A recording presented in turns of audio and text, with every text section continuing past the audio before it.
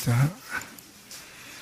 이제 우리 족장 시대로 들어갈 텐데요. 사실 오늘은 이제 지난 시간하고 달리 주로 성경 얘기가 많이 나올 것입니다.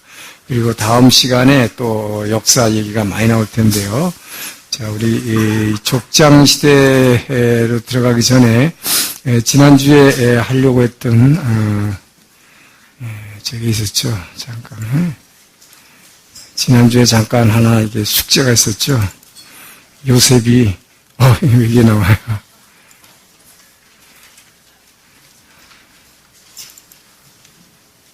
이게 자꾸 나오지? 누구야가 아니라 이게 잘못됐네. 예.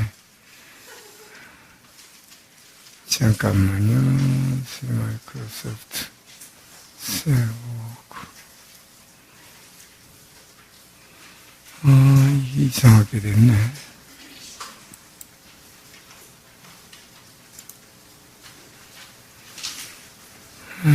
또 알아? 이게 왜 엑셀이 안 나오지?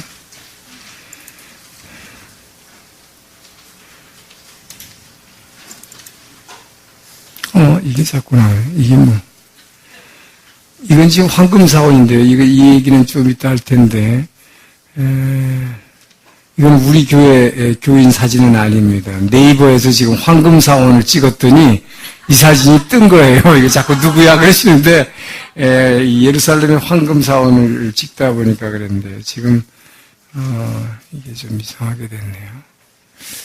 이게 왜 자꾸 이 사진만 나오지? 이게 지금,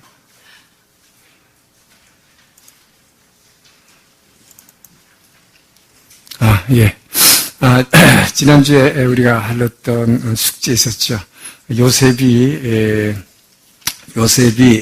에집트로 팔려갔던 시기, 그때 바로 왕이 누구였는지, 그리고 요셉이 가서 총리가 되었을 때가 몇 년도인지, 그때 애굽의 바로 왕이 누구길래 외국인을 그렇게 총리로 시켰는지, 그 시기를 좀 알아보려고 그래요. 자, 이것과 관련해서 우리는 이제 성경에 나오는 성경은 연도를 표시를 안 하죠. 성경은 몇 년도라는 표시를 안 합니다. 그러나 성경은 항상 주인공이 몇 살이라는 말을 해요.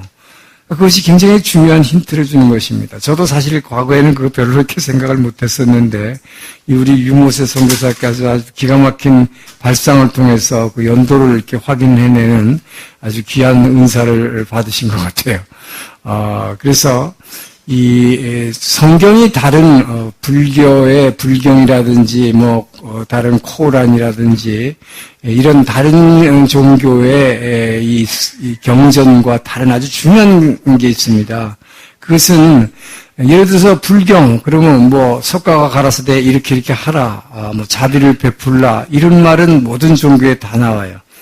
그런데 오직 성경책만이 구체적으로 지금 아브라함의 이야기를 하고 다윗의 이야기를 하고 당시에 살았던 사람들과 역사의 이야기를 통해서 인류의 역사에 수천 년간에 걸친 인류의 역사 이야기를 하고 있는데 그것을 우리는 그냥 성경에 나오니까 몇 년도라는 얘기가 없으니까 그냥 넘어왔지만 구체적으로 이것을 우리 인류 역사상의 실제 역사와 한번 찾아보자는 거죠.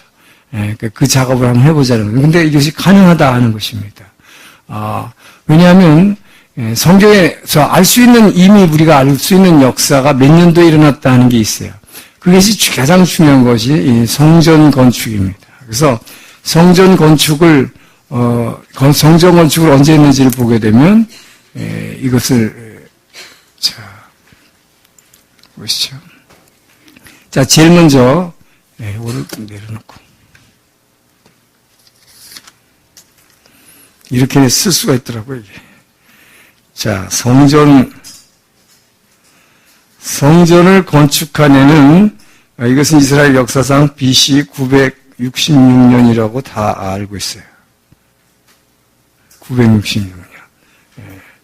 그러니까 이것을 근거로 하면, 여기다가 이제 나이를 갖다가 더하고 빼기를 해보면, 분명해지는 것입니다.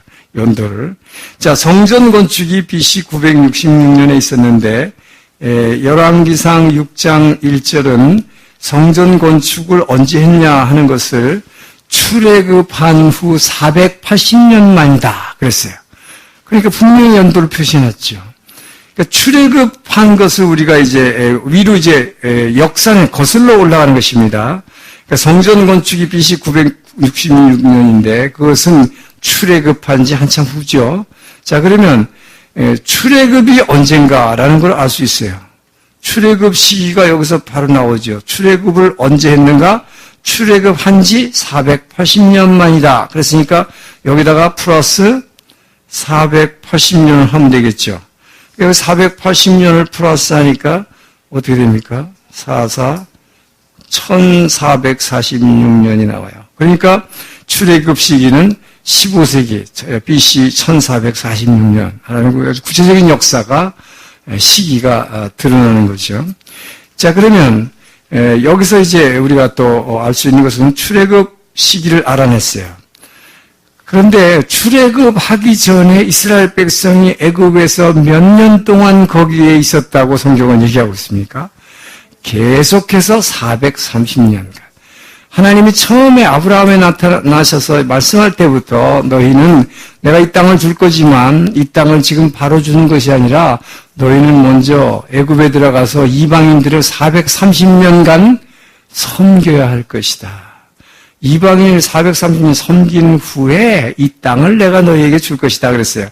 그리고 그 후에도 계속해서 이스라엘이 애굽에서 430년간 노예 생활했다는데 노예 생활을 430년 한 건 아니죠. 처음에 들어갔을 땐 총리의 가족으로 들어갔어요. 좋은 생활하다가 어느 순간 노예로 지위가 바뀐 것뿐이지만 어쨌든 자 출애굽하기 전에 얼마 있었습니까? 430년간. 그러니까 이게 왜 지워지지? 다시요.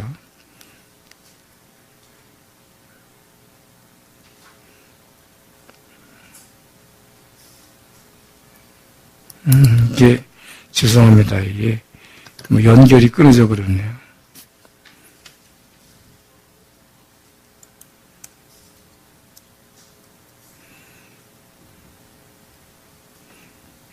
다시 하겠습니다.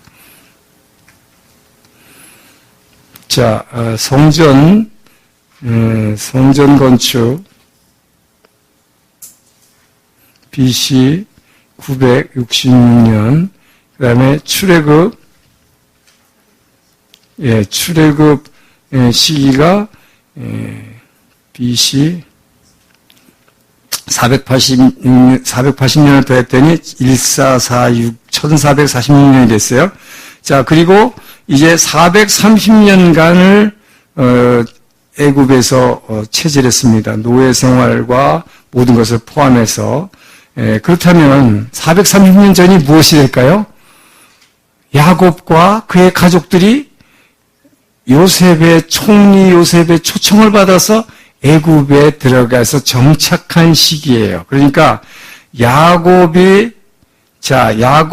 가족의 애굽 잘 안 써져요. 이게 정착 시기입니다. 자, 애굽 가족이 야곱에 정착한 것은 1440년이 430년 전이니까 여기다 더하니까 어떻게 될까요? 1876년이 돼요. BC입니다. 그러니까 거꾸로 가는 거죠, 지금. 역으로 환산하는 거예요. BC 1876년에 야곱의 가족이 애굽에 정착했어요. 근데 여기에 힌트가 있습니다. 자, 요셉과 이게 관련해서 생각하려면, 자, 요셉이 몇 살 때 아버지 야곱과 그 가족 전부 자기 동생들, 11명의 동생과 가족들, 말하자면 며느리들, 다 가족 70명이 들어가게 되는데, 몇 살에 초청했을까요? 이것은 몇 살이요? 39살입니다. 자, 39살이라는 게 성경 어디에 써 있느냐? 그러실 거예요. 39살에 초청했단 말은 없어요. 그런데 성경을 통해서 우리는 분명히 알 수 있습니다. 어떻게 알 수 있느냐? 이것은, 요셉이 먼저 감옥에 있을 때 감옥에 들어온 2명의 관원에게 꿈 해석을 해줬습니다. 그래서 한 사람은 죽고 한 사람 말하자면 사형받고 한 사람은 살아났죠. 그래서 한 사람한테 이 얘기를 꼭 나가서 해서 나를 좀 구명해 주세요. 옥에서 빼내달라고 그랬어요. 근데 그 사람이 자기가 옥에서 나간 다음에 잊어버리고 2년 동안을 잊어버리고 있었다고 그랬어요. 2년 후에요. 그때가 30세라고 되어 있습니다. 그때 성경에서 요셉이 30세에 바로왕 앞에 서서 꿈을 해석하니 30세에 바로왕 앞에 섰다고 그랬어요. 그 꿈을 해석했어요. 근데 그 꿈의 내용이 재밌지요. 뭡니까? 7년 풍년이죠. 먼저 풍년이 든 후에 7년 기근이 이제 가뭄이 든다고 그런 꿈 해석을 했어요. 그랬더니 이 바로왕이 그걸 믿고 너의 하나님이 그렇게 가르쳐줬다면 너가 그것을 그대로 책임지고 한번 나라를 운영해보라. 그러면서 맡긴 것이죠. 자, 그래서 30세에 이 꿈을 해석해줬을 뿐만 아니라 총리가 됐습니다. 그렇죠? 자, 그러니까 30세에 꿈 해석 그리고 총리가 됐어요. 그럼 30세에 꿈을 해석하고 총리가 됐는데 어떻게 39세에 아버지 일행을 초청한 걸 알 수 있느냐? 그것은 7년 풍년, 이제 총리가 돼서 7년 풍년이 들었어요. 그래서 매년 곡식의 일부를 계속 저장을 했습니다. 그러고 나서 기근이 시작됐어요. 그랬는데 아버지를 초청해가지고 말할 때 이렇게 얘기합니다. 이제 이 땅에 기근이 시작된 지 2년입니다. 아직도 5년이나 이 기근을 견뎌내야 합니다. 근데 제가 아버지와 우리 가족 전체를 부양할 테니 제발 제가 있는 이 애굽으로 내려와서 저의 부양을 받으십시오. 그렇게 얘기합니다. 자, 그러니까 어떻게 돼요? 7년 풍년 후에 7년이죠. 그 다음에 2년이라 기근이. 그러니까 30세 이후에 지금 몇 년 지났어요? 총리가 된 지 9년이 지났어요. 그러니까 39세에 불렀으니까 불렀다는 게 이제 분명해지죠. 그죠? 그러니까 39세에 불렀는데 그래서 야곱이 이 정착하게 된 요 시기 1876년이 야곱이 요때가 요셉이 39세라는 것을 우리가 알 수 있죠. 자, 그렇다면 이제 여기서 보세요. 그러면 요셉이 왕의 꿈 해석을 하는 게 30세라는 거 우리가 알았죠? 그렇다면 요셉이 이제 총리가 된 게 몇 년이에요, 여기서? 9년을 빼면 되죠. 그죠? 그러니까 야곱 일행이 말하자면 이 가나안 땅을 떠나서 애굽으로 들어가서 정착한 시기는 1876년에서 뭘 하면 돼요? 9년을, 그죠? 9년을 더하면 되죠. 그렇게 되면 어떻게 돼요? 요셉이 그러니까 1885년이 되는 거죠. 그죠? 9년을 더하면 되니까. 요 1885년이 결국은 요셉이 총리가 된 해, 말하자면 그렇죠. 요셉이 총리가 된 해죠. 요셉이 꿈 해석하고 총리가 된 해가 1885년이에요, BC. 그럼 요셉을 총리로 삼은 요때의 왕이 누군가는 애굽의 역사를 보면 알겠죠. 그죠? 그러니까 애굽의 당시 BC 1885년에 왕이 누군가, 이걸 보면, 지난주에 우리가 봤는데, 제가 지금 이 조작을 잘 못해가지고, 그 당시에 왕이 누군지 알 수 있냐면, 세소스트리스 2세입니다. 세소스트리스 2세가 그 당시에 왕이었어요. 이것은 애굽의 그 당시 중왕조입니다. 중왕조 제10왕조예요.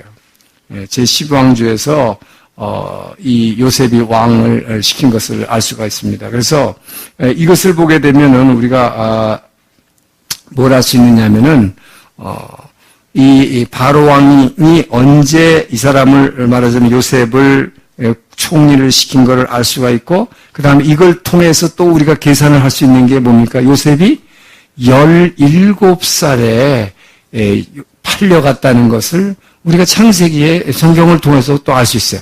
그러니까 나이를 계속 대비를 해보면 이 연도가 그대로 풀어지는 것입니다. 그죠? 그러니까 요셉이 말하자면 종으로 팔려간 해가 몇 년인가 하는 것은 여기서 계산해보면 나오죠. 몇 살이겠어요? 17살이라고 그랬으니까 지금부터 13년 전이니까 여기다가 13년을 갖다 플러스하면 어떻게 됩니까? BC 1898년. 이것이 해답이 되는 거죠. 요셉이 말하자면 노예로 팔려간 해입니다. 노예로 팔려간. 이 답이 딱 나오죠. 근데 요때의 왕이 누구였느냐? 이것은 뭐 아메네헤메트 2세인데 그것은 꼭 알 필요가 없죠. 이것은 뭐 요셉이 노예로 간 것뿐이지 그 당시 바로 왕하고 직접적인 관계는 없었어요. 단지 그 바로 왕의 뭐죠? 시종장이었던 보디발 장군의 집으로 팔려갔다는 거. 자, 우리는 그것을 알 수가 있습니다.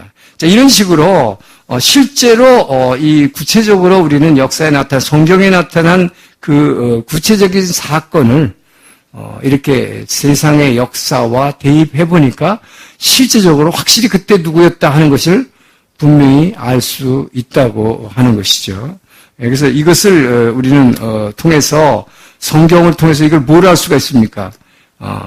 하나님은 살아 계신다 하는 걸 알 수 있다 이런 것이죠. 그러니까 하나님은 정말 BC 지금부터 약 2000년 전에도 또 그 이전에도 지금도 계속 지금도 살아서 역사하고 계심을 우리는 분명히 성경을 통해서 인류의 역사와 대입을 해보면 구체적인 것을 우리를 확인할 수 있다 하는 것이죠. 자, 그리고 이걸 이제 한번 본 다음에 지금 여기 자꾸 이게 나와. 자, 이제 족장 시대로 들어갑니다. 족장 시대라고 하는 것은 이제 아브라함, 이삭, 야곱, 요셉 이 네 사람의 족장을 이야기하는 것이죠. 자, 먼저 아브라함의 생애입니다. 그래서 오늘은 이제 성경 중심의 얘기가 많이 등장하는데요. 자, 아브라함의 생애를 창세기 11장 31절부터는 사실 아브라함을 직접 상대하는 것은 창세기 12장이죠. 창세기 12장 1절부터 3절이 가장 중요한 아브라함 언약이지만 아브라함의 이야기는 11장 31절부터 시작됩니다. 자, 제일 먼저 하나님께서 아브라함을 갈대아 우르라고 하는 곳에서 불러내신다는 게 중요하죠. 우르라는 게 지난주에 봤지만 바로 이 바벨론이 처음으로 이 제국을 갖다 형성한 다음에 여기에다가 뭐예요? 이 시날 땅, 여기가 시날 땅, 갈대아의 시날 땅에 바벨탑을 쌓은 곳입니다. 그러니까 바벨탑을 구체적으로 어디다 쌓았는지는 분명하게는 확인 안 되지만 지난번에 우리가 그림을 잠깐 봤죠. 그것은 바벨론의 역사상 나오는 그림입니다. 그러니까 근데 우리가 생각하는 것보다는 별로 게 크지는 않아요. 그러나 어쨌든 그 탑을 쌓음으로써 하나님께 대적하려고 했다는 것은 분명한 것이죠. 그래서 하나님께서 그 탑을 무너뜨리고 말하자면 하셨던 그 인류가 처음으로 모여서 언어가 하나님으로 모여서 하나님을 대적했던 범죄의 현장에서 하나님은 한 죄인을 불러내신다 하는 것이죠. 이것이 중요한 것입니다. 한 죄인을 부르셨다. 죄인을 불러서 하나님을 믿음으로 말미암아 의인으로 변화시키시는 하나님. 그것을 얘기하는 것입니다. 자, 그래서 갈대아 우르에서 불러내셨는데 우르에서 아브라함을 갖다가 직접 꺼내는 게 아니라 아브라함의 아버지를 통해서 이민을 시킨 것입니다. 자, 그래서 여러분, 아브라함의 아버지가 누구예요? 데라지요. 자, 제가 성경 퀴즈를 낼까요? 아브라함의 형제가 몇 명이었습니까? 둘. 아니에요. 아브라함의 형제 3명이에요. 세 사람. 산인. 아브라함은 아브라함의 동생, 아브라함의 아버지가 데라죠.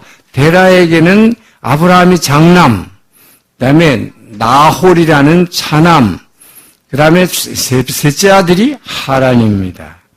그런데 성경은 뭐라고 얘기하냐면 여기 하란 땅이 여기 나오지만 자, 이 하란이라고 하는 사람은 셋째 데라의 셋째 아들이고 아브라함의 막내 동생인데 갈대아 우르를 떠나기 전에 현지에서 죽었다 그랬어요. 그래서 하란은 죽었는데 하란이 아들을 이미 낳았어요. 그 아들이 있었는데 어린 아들이 있었는데 그 이름이 롯입니다.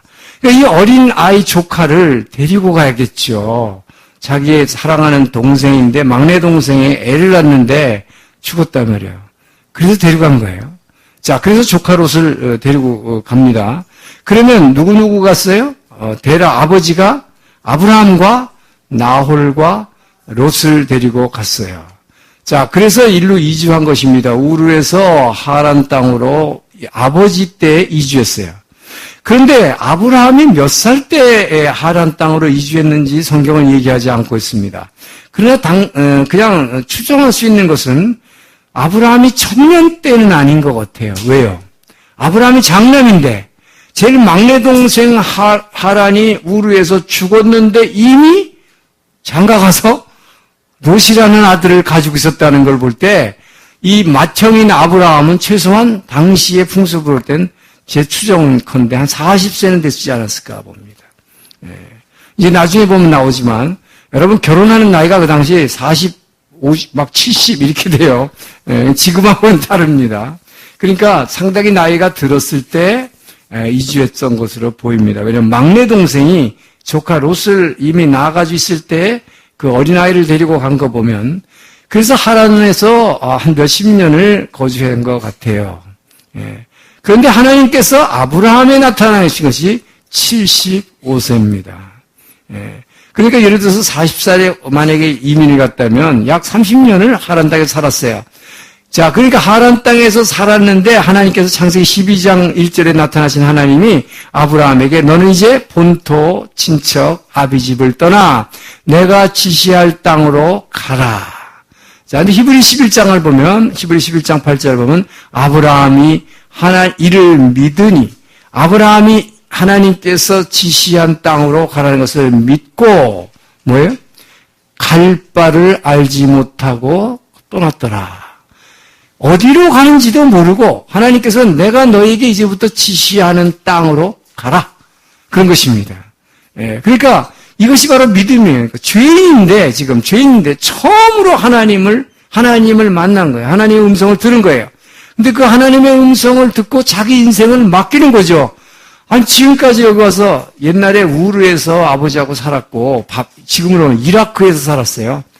근데 지금 여기는 어디입니까? 나중에 여기가 어디로 되죠? 시리아 땅이에요. 시리아 땅으로 아버지를 통해서 이민가라고 해서 살았는데, 몇십 년 살았는데, 하나님께서 어느 날 갑자기 너 이 땅 다 버리고, 너 본토, 친척, 아비집, 너 아는 사람들 다 버리고, 이곳에서 차지한 재산들 다 버리고, 뭐예요? 가라. 내가 지시할 땅. 근데 지시할 땅이 어딘지는 안 가르쳐 주는 거예요. 근데 그 얘기는 뭡니까? 어디로 이민 가는지를 모르는 거예요. 목표로 하는 것을 미국으로 이민 가라. 그래서 할렐루야 하고 갔을 텐데, 좋은 데인지 나쁜 데인지 몰라요. 그런데 이것을 히브리 11장 8절에 히브리서 기자는 아브라함이 이를 믿으니, 그러니까 믿고 뭐예요? 하나님이 지시하는 땅으로 갈 바를 알지 못하고 갔더라 하는 것입니다. 이것이 믿음의 출발이죠. 어디로 가는지는 모르지만 그 하나님을 내가 믿겠다 하고 따라 나선 것입니다. 자, 그래서 따라 나서서 갔는데 가가지고 도착한 거면 한참 갔죠. 이게 약 1200km를 걸어서 갔으니까 엄청난 시간을 걷습니다. 그래서 들어가서 도착한 곳이 세겜 땅 모레라고 하는 상수리 나무, 세겜이라는 큰 마을에 모레라고 하는 조그만 동네에 큰 상수리 나무 아래 도착했더라. 그래가지고 이제 휴하고 짐을 풀고 이렇게 큰 나무 아래 앉았어요. 자기 일행들이. 그랬더니 성경은 뭐라고 하냐면 그때 이게 아브라함이 이렇게 상수리 나무 아래 앉으니 그때에 그 땅에 가나안 사람이 살고 있더라. 자, 이 얘기는 무슨 얘기입니까? 하나님께서 이민 가라고 했어요. 내가 이제 너는 본토 친척 아비집을 떠나 내가 지시할 땅으로 가라. 그러면 내가 그 땅을 줄 것이며 너로 큰 민족을 이루게 할 것이며 내가 너를 축복하는 자를 축복하고 너를 저주하는 자를 저주하겠다. 라고 말씀을 약속했지요. 이게 소위 말하는 아브라함의 언약입니다. 예. 그러니까 아브라함이 약속을 줬어요. 그랬는데 이 땅을 주겠다고 그랬는데 여기가 와보니 지금 왜 성경은 그 얘기를 하고 있습니까? 무주공산이 아니다, 무인도가 아니다 하는 것입니다. 주인이 없는 땅이니까 너 그냥 거기 가서 네가 차지해라? 그게 아니라는 것이죠. 그때에 가나안 사람들이 있더라. 그 얘기는 뭐예요? 가나안 사람들이 왔다 갔다 하면서 쟤네들 뭐야 저거? 전 뭔데 저기 와서 앉아있어? 이러고 있는 것이요. 그러니까 내 땅이 아니다. 이방인이 된 거예요. 나그네라는 것을 지금 분명히 확인해주고 있는 것입니다. 그런데 내가 지금 앉아서 나무 아래 앉아있지만 이 땅을 너에게 주겠다. 라고 하나님께서 다시 약속하시는 거예요. 이게 중요한 것이죠. 그러니까 이 땅이 뭐예요? 지금 어디로 가는지를 모르고 지금 여러 군데 지나왔죠. 갈금에서 담에서 이렇게 지나왔죠. 근데 여긴지 저긴지 모르고 왔어요, 지금. 이게 여기까지 오는 동안에 한 달 이상 걸렸을 거예요. 걸어왔으니까. 그러면 이렇게 오는 동안에 여긴지 저긴지 모르고 왔어요. 그런데 세겜 땅에 왔을 때 지금 네가 앉아있는 이 땅을 너와 네 자손에게 주리라. 이것이 이제 내가 여기 살아야 되는구나 하는 거 알았죠. 그렇지만 아직도 정처는 없어요. 어디로 갈지를 몰라요. 그래서 여기서 그 약속을 믿고 뭐라고 그랬어요? 하나님께 감사해서 단을 쌓았다. 자, 아브라함의 특징은 죄인이었지만 이제 하나님의 말씀을 믿고 본토 친척 아비 집을 다 버리고 순종해서 다 버리고 쫓아나왔어요. 그리고 나서 뭡니까? 제일 먼저 한 것이 하나님이 이 땅을 주리라. 처음에 하란 땅에서 약속하신 그 언약을 이곳에서 확인해 줬을 때 아브라함은 단을 쌓았다. 예배드린 것입니다. 할렐루야. 이것이 달라진 거예요. 죄인이 달라진 거예요. 믿음의 표현을 하는 것입니다. 하나님께. 자, 그리고 나서 남쪽으로 조금 내려가서 또 내려갔더니 베델이라고 하는 곳에서 아직 베델이라는 이름이 붙은 건 아니죠. 나중에 야곱 때에 붙이죠. 이곳에서 또 하나님을 단을 쌓고 여호와를 불렀더라 예배드린 것입니다. 자, 이렇게 자기가 정작 지금 어디에 딱 정착해서 살아야 되는지는 몰라요. 그냥 너가 앉아있는 이 땅을 주겠다는 게 그것만 주겠다는 게 아니라 뭐 어느 정도를 줄지는 모르는 거니까. 그러니까 지금 어디에 정착할지를 모르고 정처 없이 지금 또 내려가 남방으로 계속 내려갔다고 창세기는 그렇게만 기록하고 있습니다. 그런데 여기서 단을 쌓았는데 문제는 뭐예요? 금세 이 땅에 기근이 찾아왔다 그랬어요. 하나님 테스트하는 거죠. 이 땅을 주겠다 그랬는데 이 사람이 진짜 믿고 이곳에 머물 것인지. 예. 금방 기근이 오니까 어떻게 먹고 살 게 없었죠? 당장 식량을 구하기가 굉장히 어려워졌어요. 그러니까 어떡합니까? 그냥 다다찌니 즉각 어디로 갔다고 그랬냐? 애굽으로 들어갔다고 그랬습니다. 왜 그럴까요? 애굽은 이미 말씀드린 대로 1년 내내 먹고 살기 좀 풍성한 곡식, 나일강 하류에 이 곡창지대가 있기 때문에 먹고 살 게 없으면 인간들은 방지히 내려가는 게 애굽으로 가는 것입니다. 자, 그래서 애굽으로 그냥 바로 들어갔어요. 근데 여기서 당하는 일을 여러분은 알고 있죠. 여기서 무슨 일을 당합니까? 여기서 아내 사라를 뺏기죠. 자, 그때 아내 나이가 몇 살이에요? 65세예요. 65세의 아내면 지금 같으면 제 집사람 정도 나이인데 얼마나 이뻤는지 바로왕이 뺏었어요. 여러분 60세 넘은 분들 실망하지 마세요. 아직도. 그래서 바로왕한테 이렇게 뺏기는 경우가 있습니다. 자, 그런데 자 여기서 또 우리가 다시 또 그림이 나오나? 다른 것은 자꾸 자 여기서 새로 만들기. 자, 여기서 또 우리가 하나 알아볼 것은 지금 아브라함이 애굽에 들어갔을 때 바로 왕이 누구였냐 하는 것입니다. 이건 굉장히 중요한 것이요. 자, 우리가 그 성경 내용을 보면 어떻게 됐습니까? 누이라고 속였습니다. 자기 아내가 너무 이뻐서 뺏길까봐 누이라고 속였더니 누인 줄 알고 바로 왕이 어떻게 했어요? 진짜 뺏었죠. 그래서 하룻밤 동침을 하려고 그랬어요. 근데 자려고 그랬죠. 근데 급해지니까 근데 하나님께서 알려줬어요. 바로 왕한테 너 그 여자하고 자면 안 된다고. 깜짝 놀라가지고 제가 무슨 죄를 졌습니까? 저는 누이라고 했기 때문에 했습니다. 그래놓고 그 다음날 아브라함한테 따지죠. 너 왜 나에게 거짓말했냐고. 나는 정말 누이라고 너가 말했기 때문에 그걸 믿었기 때문에 내가 취한 것이 너가 아내라고 그랬으면 내가 절대로 취하지 않았을 것이다 얘기합니다. 그러면서 굉장히 미안하다고. 보통 미안한 게 아니에요, 이게. 근데 여러분 생각해 보세요. 이런 이방 사람입니다. 이거 하나님을 믿는 사람도 아니에요. 그 애굽의 왕이 얼마나 바로 왕이 그 권력이 센 왕입니까? 근데 그냥 한 여행객에 여인을 하나 보는데 너무 이뻐가지고 하룻밤 데리고 왔어요. 그러면 동생이 아니라 아내라고 할지라도 어때요? 자기 왕의 권위로 생각해서라도 그냥 잘 수가 있었을 거예요. 그런데 그렇게 하지 않았다는 거.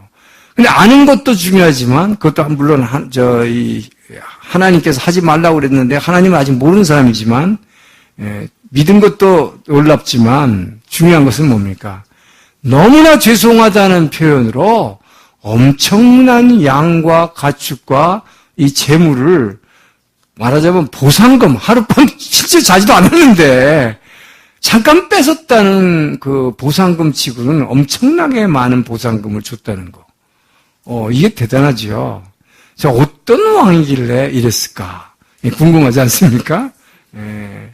그래서 바로 아브라함이 애굽에 애굽으로 그냥 무조건 들어갔는데 그때가 몇 년도고 그때 왕이 누구일까? 이 궁금증을 한번 풀어보자는 것이죠. 자, 이 궁금증을 풀려면 또 어떻게 돼요? 우리는 아까 똑같이 할 수 있어요. 자, 제일 먼저 항상 우리가 알고 있는 건 뭐예요? 성전 건축 시기예요. 이 성전 건축 시기가 딱 나와 있다는 게 얼마나 감사한지 몰라요. 966년이다. 솔로몬이 성전 건축을 시작한 해. 이것은 출애굽한 지 480만 년 만이다. 그러니까 출애굽의 연도가 아까 나왔잖아요. 480년을 더하니까 1446년이 됐다. 자, 그리고 이제 여기서 뭡니까? 아까는 요셉을 봤지만 지금은 아브라함을 이제 보기 위해서는 뭘 봐야 되냐면 야곱이 있잖아요. 야곱. 자, 야곱을 또 이제 봐야 돼요. 자, 야곱이 아까 정착한 해를 또 봤습니다. 야곱이 아까 정착한 해가 뭐였어요? 430년 동안 애굽에서 체류하면서 이제 종살이를 했기 때문에 야곱의 정착 시기를 430년을 더했더니 아까 나왔죠. 1876년이 나왔어요. 자, 근데 요때가 뭐냐 하는 거예요. 야곱이 정착을 시작한 해가 1876년에 나왔는데 요때 야곱의 나이가 또 탁 나오는 거죠. 창세기에. 이게 재밌죠. 자, 야곱이 이제 총리 자기 아들 요셉의 초청을 받아가지고 그 바로 왕의 요즘으로 말하면 VIP 1호차 엄청난 요즘은 이제 큰 리무진이겠지만 그 당시에는 이 병거지요. 전차. 그거를 1호차를 보냈어요. 왕이 타는. 그걸 보고 정말 내 아들 총리가 맞구나 하고서 안심하고 주저하다가 탔다고 그랬어요. 예. 자, 그리고 애굽에 도착을 했습니다. 소환 땅으로 도착했는데 도착하자마자 야곱이 도착을 했는데요. 사실상 뭐예요? 지금 2년 동안 기근이 들어서 먹을 게 없어가지고 거의 얼굴이 어떻게 됐을까요? 아주 피접한 상태겠죠. 말라 비틀어져가지고 더군다나 노인네가 이제 늙어가지고 노인네가 완전히 좀 안 된 말을 표현하면 거지 할아버지 같이 된 거예요. 예. 그러니까 보기에 굉장히 누추한 그 할아버지가 오자마자 바로왕하고 이제 요셉 총리나 아들이 바로왕을 소개를 했더니 이 바로왕의 궁중에 왕을 보자마자 그 얼마나 권위 있는 왕입니까? 이 야곱 할아버지, 거지 할아버지가 가서 그냥 그 바로한테 대뜸 손을 내고 안수를 해버리는 거예요. 축복을, 하나님의 이름으로 축복을 해버리는 거예요. 그러니까 이 바로 왕이 너무너무 놀란 거죠. 왜냐하면 자기 같은 권 있는 사람한테 아무 사람이 어떻게 머리에 손을 댑니까? 그럼 크게 다른 사람 같으면 죽는 일이죠. 그러나 자기가 요셉을 사랑하기 때문에 총리 요셉을 사랑하니까 자기 1호차까지 내줘가지고 모셔왔는데 자기 VIP 차량까지 내줬으니까 그래서 뭐 화를 낼 수는 없고 다만 당시의 풍습으로 볼 때 이분이 워낙 나이가 많으니까 나이 많은 사람이 그냥 좀 아무리 권위가 있는 왕이자 할지라도 그냥 좀 젊은 사람이니까 이렇게 안수를 했나 보다. 그래서 엉겁결에 화를 안 내고 질문을 했어요. 뭐라고 질문했어요? 당신의 연세가 몇이시뇨? 나이가 몇입니까? 도대체 나이가 얼마시길래 나한테 바로 왕한테 이렇게 머리에다가 손을 얹습니까? 자, 그랬더니 대답한 게 뭐죠? 제가 130년이라는 세월을, 험한 세월을 살았습니다. 뭐 물어보지도 않았는데, 자기 인생이 엄청나게 험한 세상을 130년 살았다고 그랬어요. 자, 그러니까 뭡니까? 야곱의 나이가 130세였다 하는 걸 알 수 있죠. 자, 여기에서 우리는 힌트를 얻을 수 있습니다. 그러면 야곱의 출생 시기가 나오죠? 자, 야곱이 언제 출생했어요? 이때부터 130년 전에 출생했어요. 그럼 여기다가 130을 더하면 어떻게 될까요? 2006년이 되죠. 자, BC 2006년이 야곱의 출생연도가 나왔어. 호적이 정리가 되네, 여기서. BC 2006년이에요. 몇 월생인지는 몰라. 자, 그럼 야곱이 출생연도가 딱 나왔다. 자, 그러면 여기서 그 다음에 뭐예요? 지금 아브라함을 보기 위해서죠. 그러면 야곱의 아버지가 누구예요? 이삭이에요. 그런데 재미있는 것은 야곱이 출생연도가 나오는데 야곱을 이삭이 몇 세에 낳았다고 됐습니까? 이삭은 40세에 결혼했어요. 그래가지고 이삭이 60세에 아들 낳았는데 쌍둥이를 낳죠. 그게 바로 에서와 야곱 쌍둥이가 태어났어요. 60세에 태어났다고 성경은 분명히 얘기하고 있습니다. 그럼 여기서 이삭의 출생 연도가 또 호적이 정리가 되네. 자, 이삭의 출생 연도는 몇 년도죠? 60을 더하니까 2066년. 자, 여기서 이제 또 우리가 알 수 있는 것은 아브라함, 여기는 6번이나 7번이에요. 왜냐하면 이제 우리 해답을 얻기 위해서는 요 하나를 비워놓고 이삭의 출생 연도를 알았으면 이제 뭘 알면 돼요? 아브라함의 출생 연도를 알면 돼. 자, 아브라함은 몇 년도에 태어났을까요? 아브라함이 이삭을 몇 살에 낳았어요? 100살. 이거잖아요. 우리가 어린애도 다 아는, 2년주일 학교만 나왔으면 다 아는, 100살에 낳았어요. 그러니까 이삭을 100살이나 돼가지고 아기를 주었잖아요.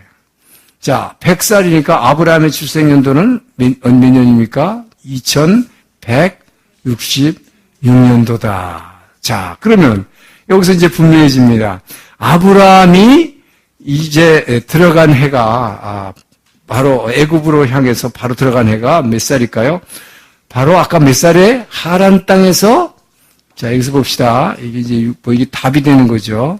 자, 아브라함은 75세에 하란에서 어디로 이주했어요? 세겜으로 갔어요. 근데 세겜으로 가서 하나님의 약속을 받고 금세 베델로 내려갔어요. 남쪽으로 갔어요, 또. 그랬는데 또 금세 남방으로 계속 갔다고 그랬어요. 왜? 어디서 정착할지를 모르니까. 하나님이 지시하는 땅이 이 지역이라는 건 알았지만 어디서 살아야 할지는 아직 몰라요. 그러니까 그냥 무조건 남쪽으로 내려갔다고 돼 있어요. 자, 그래서 75세에 결국은 하란에서 세겜에서 베델 거쳐서 기근이 오니까 바로 어디까지 간 거예요? 애굽으로 들어간 거죠. 자, 그러니까 지금 질문이 뭐예요? 아브라함이 애굽에 들어간 해가 몇 년도며 그 당시에 어떤 바로 왕이길래 그렇게 잘해줬을까? 자기 한 번 실수했는데 그렇게 엄청난 재산을 줘서 돌려보냈을까 하는 것이죠. 이방 왕인데. 자, 그래서 이게 뭐냐? 아브라함 75세예요. 그러면 금세 나오죠, 답은. 예. 아브라함이 출생이 2166년이에요. 예. 근데 75세니까 뭡니까? 여기서 75를 이제 빼야죠. 이거는 지금 거꾸로 출생한 다음에 75년이 지난 후 마이너스 해야죠. 그럼 어떻게 돼요?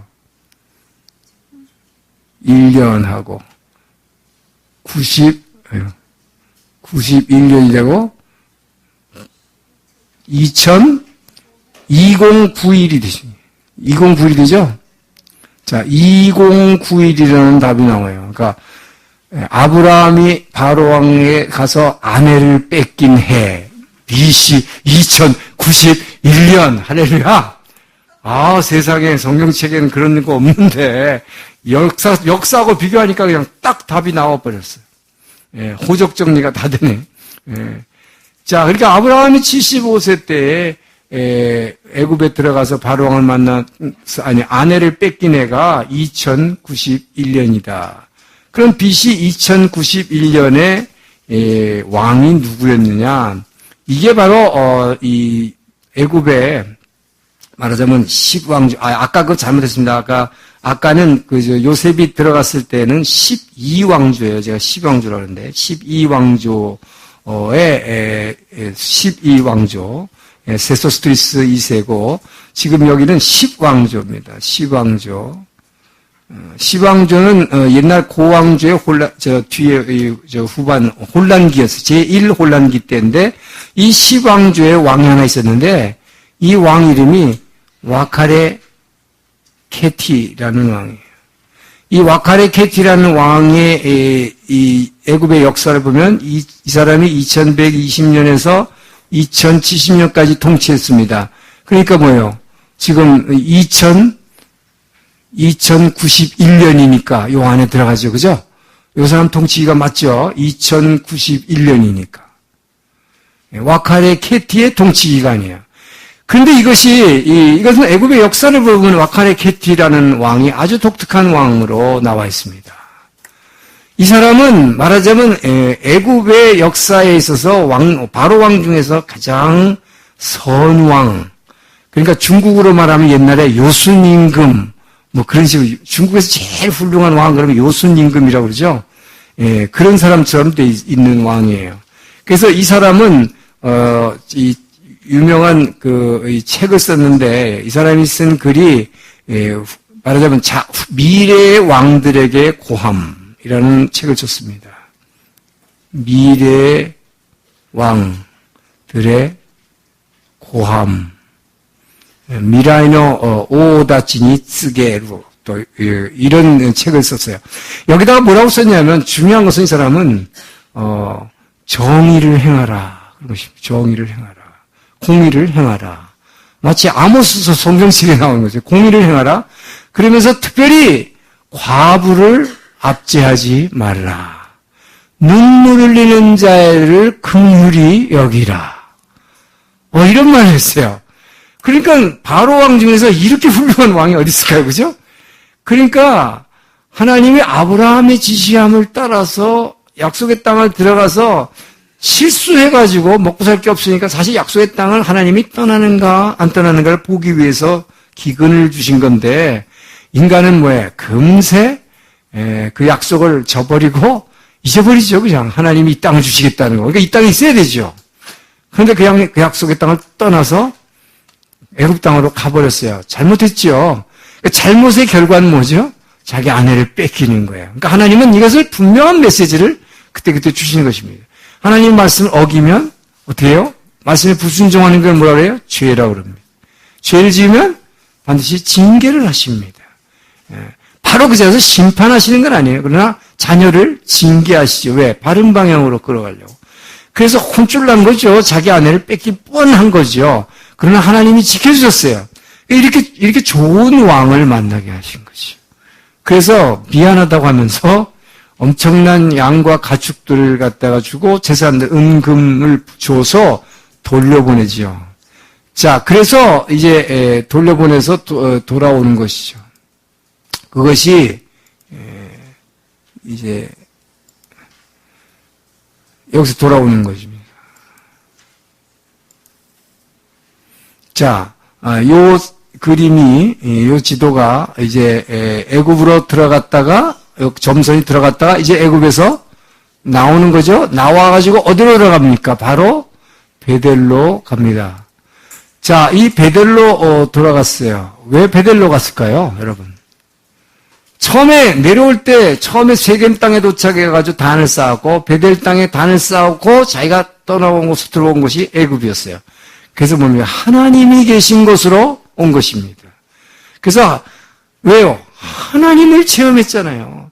내가 이렇게 엄청난 잘못을 해가지고 아내를 뺏길 뻔한 엄청난 위기, 인생 최대 위기를 겪은 거죠. 그죠? 예. 그런데 오히려 하나님이 자기 아내를 지켜줄 뿐만 아니라 엄청난 기근 때문에 먹고 살 게 없어서 갔는데 엄청나게 많은 양과 가축들을 벌어가지고 돌아오는, 자기는 실수했는데 여기서 하나님의 은혜를 처음으로 체험하는 것입니다. 자, 그래서 그 하나님께 제사를 드렸던, 하나님께 예배드렸던 베델로 돌아왔어요. 그런데 돌아오는 동안에 얼마나 많은 양과 가축을 주었을까? 그걸 알 수 있는 것은요, 여기서 롯과 헤어지는 장면이 나오죠. 네, 그죠? 롯과 헤어지는 장면이 나옵니다. 롯과 왜 헤어진다고 되어 있습니까? 조카 롯과.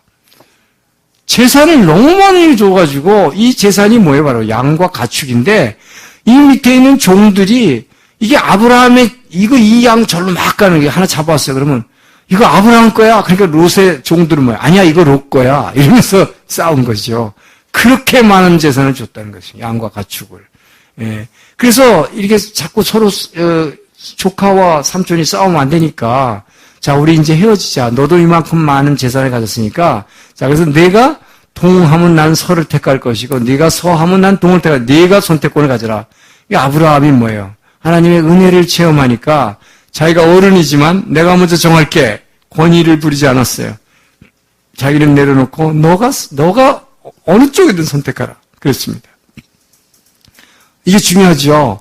롯이 뭘 선택합니까? 자, 베델이라고 하는 것은, 여기가 베델, 헤브론, 브엘세바, 여기가 지난 우리가 지도를 볼 때 여기가 뭐라 써요? 이게 서부 산악지대.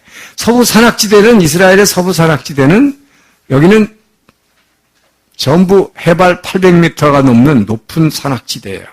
자, 여기서 동쪽을 내려다 보이죠? 왜요? 이 염해 사해 쪽은 마이너스 400m 밑으로 꽉 가라앉은 곳이에요. 그러니까 약 1000몇백 미터의 차이가 나죠. 그러니까 이 베델 위에서 내려다보면 이 사해 쪽은 다 보이는 것입니다. 그 땅이 다 내보여요. 그러면 여기 오른쪽에 보시면 사해 오른쪽에 뭐예요? 강들이 보여요. 이 강들이 흘러서 사해로 들어가고 이미 또 아주 비옥하죠. 자, 이게 매력적입니다. 근데 자기가 지금 롯이 지금 잠깐 경험했지만 이 약속의 땅이라고 하는 곳에 이렇게 지나가면서 봤지만 이곳은 산악지대거든요. 여기 보니까 별 볼 일 없는 것 같아. 여기서 살 자기가 이유가 없는 것 같아. 거기서 싹 동쪽을 보니까 물이 많고 아주 뭐 바다가 있고 너무 멋있어 보여요. 그래서 자기는 동쪽을 택한 거죠. 자, 그래서 동쪽으로 간 것입니다. 여기서 우리가 알 수 있는 거 뭡니까? 뭡니까?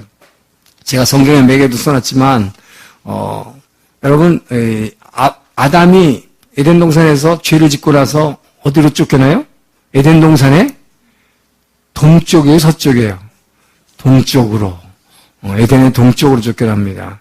그러니까 인간이 창세기에서 먼저 말하는 것은 동쪽으로 간다는 얘기는 죄를 쫓아서 간다는 거예요. 그러니까 하나님의 에덴 동산에서 쫓겨나면 동쪽으로 가요.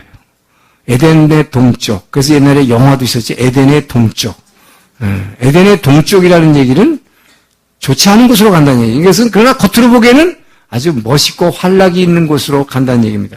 결국 롯이 선택한 곳이 어디였어요? 염해 남쪽에 이 밑에 있는 이게 바로 소돔과 고모라입니다. 그러니까 이게 향락의 현장으로 가는 거예요, 인간들은. 선택하라 그러면. 예. 자, 그래서 결국 동쪽으로 가게 되죠. 근데 복음은 어디로 갑니까? 그래서 여러분, 복음은 항상 서쪽으로 가고 있어요. 이걸 아셔야 됩니다. 그래서 이 약속의 땅, 이 가나안 땅, 이 예루살렘에서 나온 예수 그리스도의 복음은 서쪽, 전도 여행을 하니까 어디로 가요, 바울이? 서쪽으로 가죠. 서쪽으로 가죠. 안디옥 교회에서 1차 전도여행, 2차 전도여행, 3차 전도여행 전부 어디로 가요? 서쪽으로 가죠. 이게 결국 뭡니까? 아시아 대륙, 유럽 해가지고 유럽에서 지구로 한 바퀴 돌아서 미국으로 가고, 이게 계속 서쪽으로 가는 거예요. 미국에서 서쪽으로 해서 일본, 한국으로 왔어요. 그래갖고 지금 한국에서 어디로 가고 있어요? 중국에서 뭐예요? 자꾸 지금 어느 쪽, 서쪽을 향해서 가고 있는 게 어디예요? 다시 예루살렘을 향해서. 이것이 그래서 바로 이게 back to Jerusalem 하는 것입니다. 예루살렘으로 가자. 거꾸로 가는 거예요. 이게 서쪽으로 돌아서 한 바퀴를 돌아서 예루살렘이 그래서 복음화되면 주님이 오시는 날이 되는 것입니다. 자, 그래서 여기서 뭐입니까? 복음은 서쪽으로 가고 사람이 동쪽으로 가는 것은 죄를 향해서 선택해서 가는 것이다. 그래서 여러분 성막의 문이 어느 쪽에 있었어요? 동쪽에 있습니다. 동쪽에서 동쪽으로 갑니까? 서쪽으로 들어갑니까? 성막을 들어가는 것은 반드시 동쪽에서 서쪽으로 들어가게 돼 있다. 그래서 이게 성경에서 보면 이 방향을 제시할 때 굉장히 중요해요. 동쪽이 항상 시작이에요. 동남 이렇게 해서 이렇게 올라가요. 동남 서북 이렇게 가죠. 지파를 배분할 때도. 그래서 항상 이렇게 이쪽으로 왼쪽으로 가야 돼. 이 서쪽으로 가야지 이쪽으로 가면 안 된다. 자, 그래서 롯. 여러분 로또 당첨 원하십니까? 로또가 어디서 나온 거예요? 이 롯이에요. 이 롯의 이름입니다. 이 사람의 이름이 로또. 그래서 영어로는 롯이라고 그러죠. 그리고 우리는 한국하고 여기서는 한국에서 로또라고 그러던가요? 로또라고 그래요. 이 로또가 이 롯에서 나온 거예요. 왜요? 롯이 동하면 동이 되고 서하면 서이 되고 자기가 선택하는 대로 되는 것이니까요. 그래서 이 롯은 바로 뭡니까? 물질과 향락주의를 선택하게 되었습니다. 자, 벌써 시간이 돼서 잠깐 쉬겠습니다. 한 8시 반까지 잠깐 휴식하고 계속하겠습니다. 자, 롯과 헤어지고 나서 베델에서 다시 헤브론으로 향하게 되죠. 그래서 베델에서 헤브론으로 가게 됩니다. 그래서 아브라함이 정착하는 것은 헤브론 땅입니다. 헤브론 땅에 이제 가장 오래 머물게 되는데, 자, 이 헤브론 땅에 약 20년간을 거주하게 돼요. 그래서 이 헤브론은 앞으로 이 아브라함과 이삭과 야곱의 아주 중요한 본거지가 되는 곳이죠. 그러니까 약속의 땅에서 이 족장들이 본거지로 여기고 살았던 곳이 헤브론이다 하는 것을 여러분 기억하시고, 그래서 나중에 다윗이 사울 왕에게 13년간을 쫓기다가 유다 지파의 왕으로 추대를 받았을 때 수도로 정하고 사는 곳이 헤브론 땅입니다. 그러니까 헤브론이 이렇게 이스라엘 역사에서는 아주 중요한 이유를 차지하는 것은 바로 아브라함이 이곳에 이렇게 오래 살았고, 이제 나중에 이제 딴 데 갔다가도 다시 또 일로 와서 여생을 보내게 돼요. 그래서 헤브론이 중요하죠. 자, 그래서 베델에서 이제 헤브론으로 돌아와서 20년간을 정착하면서 여기에서 많은 사건들이 일어납니다. 먼저 여기서 이제 창세기 14장을 보게 되면 이 북방 쪽에서 왕들이 침략을 해가지고 자기 조카 롯이 여기 소돔과 고모라에 살고 있는데 소돔과 고모라를 공격해가지고 이곳에 있는 많은 사람들을 포로로 잡아가는데 자기 조카 롯도 잡혀가죠. 그래서 이게 베델에서 세상의 향락고 아주 이게 물이 좋고 좋은 곳이라고 생각해서 선택해서 이 동쪽 약속의 땅에 살기는 원하지 않았죠. 롯은 약속의 땅을 포기했습니다. 그리고 눈에 보기 좋은 곳으로 향해서 갔을 때 그곳에서 살기 좋았는지 모르지만 결국 어떻게 됐어요? 전쟁의 포로가 돼서 잡혀갔어요. 근데 중요한 것은 무엇입니까? 이 아브라함은 이제 이 믿음의 사람이 된 아브라함은 이 조카 롯을 얼마나 사랑하는가를 알 수 있죠. 자기 집에서 기른 사병 약 400명을 길렀어요. 왜냐하면 여기가 이제 이방 땅이기 때문에 언제라도 자기 재산을 지켜야 되니까 400명을 길렀어요. 그 400명을 데리고 이 북방 왕들이 이 조카 롯을 데리고 지금 달아나고 있는데 포로를 끌고 도망가고 있는 걸 갖다가 쫓아갑니다. 굉장하죠. 아브라함이 자기가 뭐 전쟁한 사람도 아니고 원래 장사하는 비즈니스맨인데 400명을 데리고 쫓아가요. 그래서 이를 구해오죠. 그러니까 참 대단한 것입니다.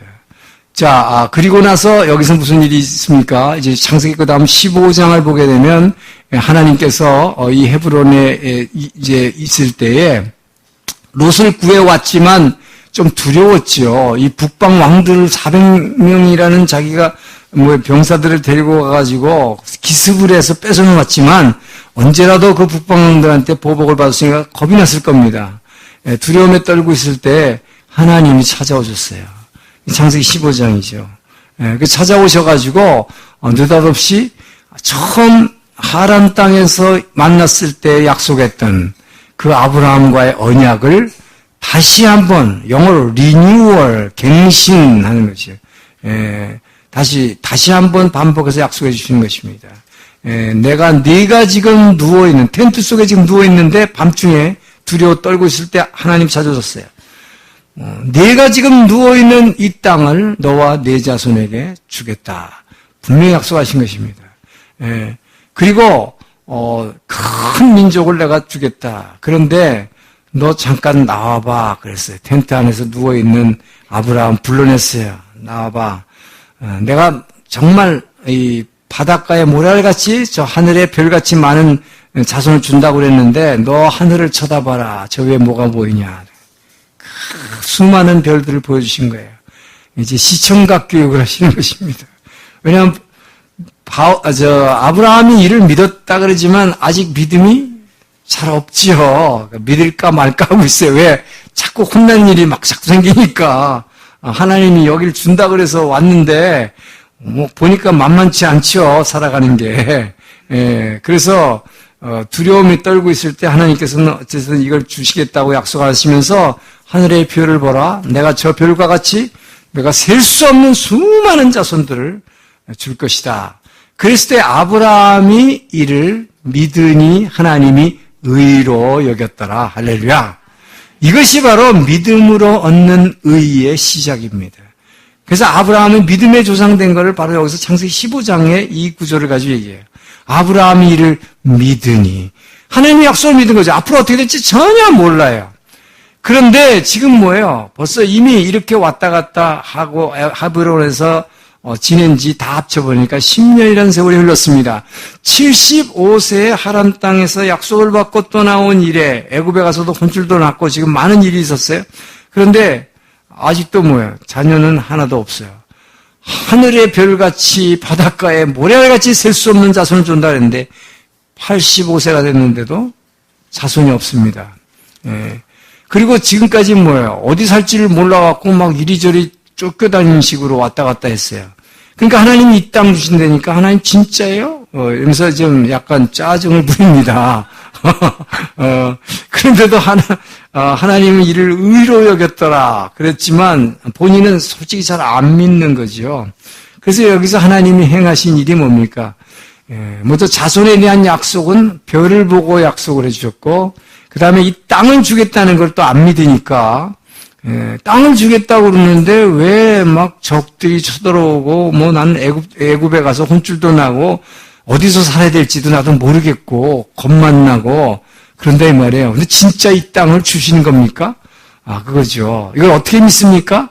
라고 짜증을 내니까 하나님이 어떻게 하라고 그럽니까? 소를 하나 잡아가지고 소하고 뭐 여러 가지 재물을 잡아서 반으로 쪼개놓으라고 피가 절절 흘리죠. 짐승을 잡아서 반으로 잘라놓으면 소를 잡아서 여러분 잘라놓는다고 생각해 보세요. 그러면 피가 절절 흐르는데 그 한밤중에 컴컴한데 그것도 텐트 안에 거기서 옆에서 잘라 그러면 얼마나 무서워요.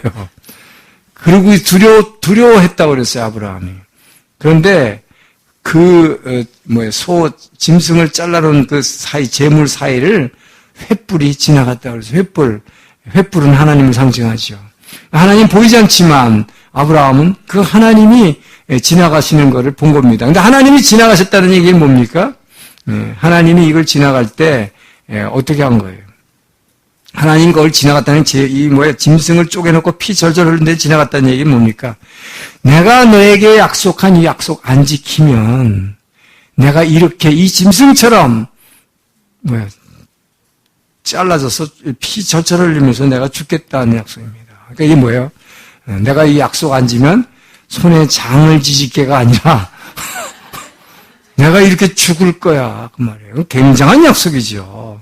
하나님의, 우리 이 아브라함, 이 인류의 조상, 믿음의 조상 아브라함에게 하신 엄청난 약속입니다. 내가 만약에 너한테 이 땅을 진짜 안 준다면 내가 이 짐승처럼 죽을 것이다. 피의 약속을 하시는 거예요. 예. 그래서 아브라함은 여기서 이제 믿음을 점점 이제 굳혀가죠. 그리고 나서 16장 보면 하갈이 임신하는 게 나옵니다. 자, 이게 뭘 얘기합니까? 하나님은 여기서 하늘의 별같이 바닷가의 모래같이 많은 자손을 주겠다? 그럼 어떻게 해요? 별 같은 자손 둘째 치고 아들 하나 줘야 될 거 아니에요? 지금 나이가 85세인데. 그러니까 아브라함의 마음속에는 하나님은 믿고 싶지만 믿기 어려운 현실과 지금 투쟁하고 있는 거예요. 예. 자, 그런 가운데서 하나님은 분명히 아들, 그 많은 자손을 주겠다 한 거니까, 그리고 내 몸에서 나올 자손이라고 그랬어요. 그러니까 분명히 아브라함은, 내 몸에서 나올 자손은 주시는 기는 하나보다. 그런데도 안 주시니까 어떻게 했어요? 먼저 믿음이 제일 떨어진 게 누구예요? 항상 여자들하고 하와가 먼저 뱀한테 당하고 남편은 더 유혹하는데 여기도 보니까 어떻게 해요? 아내 사라가 자기는 도저히 이미 이제 소위 말하는 이 매달 찾아오는 게 끊어졌기 때문에 자기는 더 이상 애를 낳을 수 없다고 생각하기 때문에 하나님이 당신 몸에서 아들을 주신다면 나는 아닐 거다 생각한 거죠. 예, 그래서 자기의 여종 하갈을 집어넣어서 거기서 애를 낳는 것이 이야기 나오죠. 그래서 하갈이 임신하고 이스마엘을 출생하는 이야기가 나옵니다. 자, 그리고 17장에서 이삭이 그러니까 잘못하니까 하나님이 다시 어떻게 해요? 분명히 사라 네 아내의 몸에서 이삭을 줄 것이다라는 약속을 하는 것이에요. 할렐루야. 자, 그 약속을 하면서 하나님은 할례를 받을 것을 처음으로 명령합니다. 17장에서 그리고 18장에서 이제 하나님이 세 천사와 함께 아브라함에게 나타나시는 장면이 나오고 그리고 19장에서 또 이 아브라함에게만 나타나는 게 아니라 곧 그 아브라함이 나타나서 뭘 하셨어요? 내가 내 친구 아브라함에게 이것을 숨길 이유가 없다고 해서 미리 알려주는 게 뭐죠? 롯이 살고 있는 소돔과 고모라를 심판하시겠다는 유황불로 심판하시겠다는 것을 미리 알려줍니다. 왜 알려줬을까요? 아브라함이 믿음의 조상으로서 정말 하나님께 기도하는지 안 하는지 보려고. 자기 조카가 얼마나 사랑했어요. 그래가지고 400명을 데려가지고 북방왕들이 침략해서 포로로 끌려가는 걸 뺏어온 정도였는데 이제 하나님이 심판하신다니까 어떻게 합니까? 아브라함은 중보기도 시작하죠. 그 유명한 중보기도. 이 사람 비즈니스를 잘한 사람이니까 의인 50명만 있으면 심판 안 하겠습니까? 5명씩 깎아나가는 거.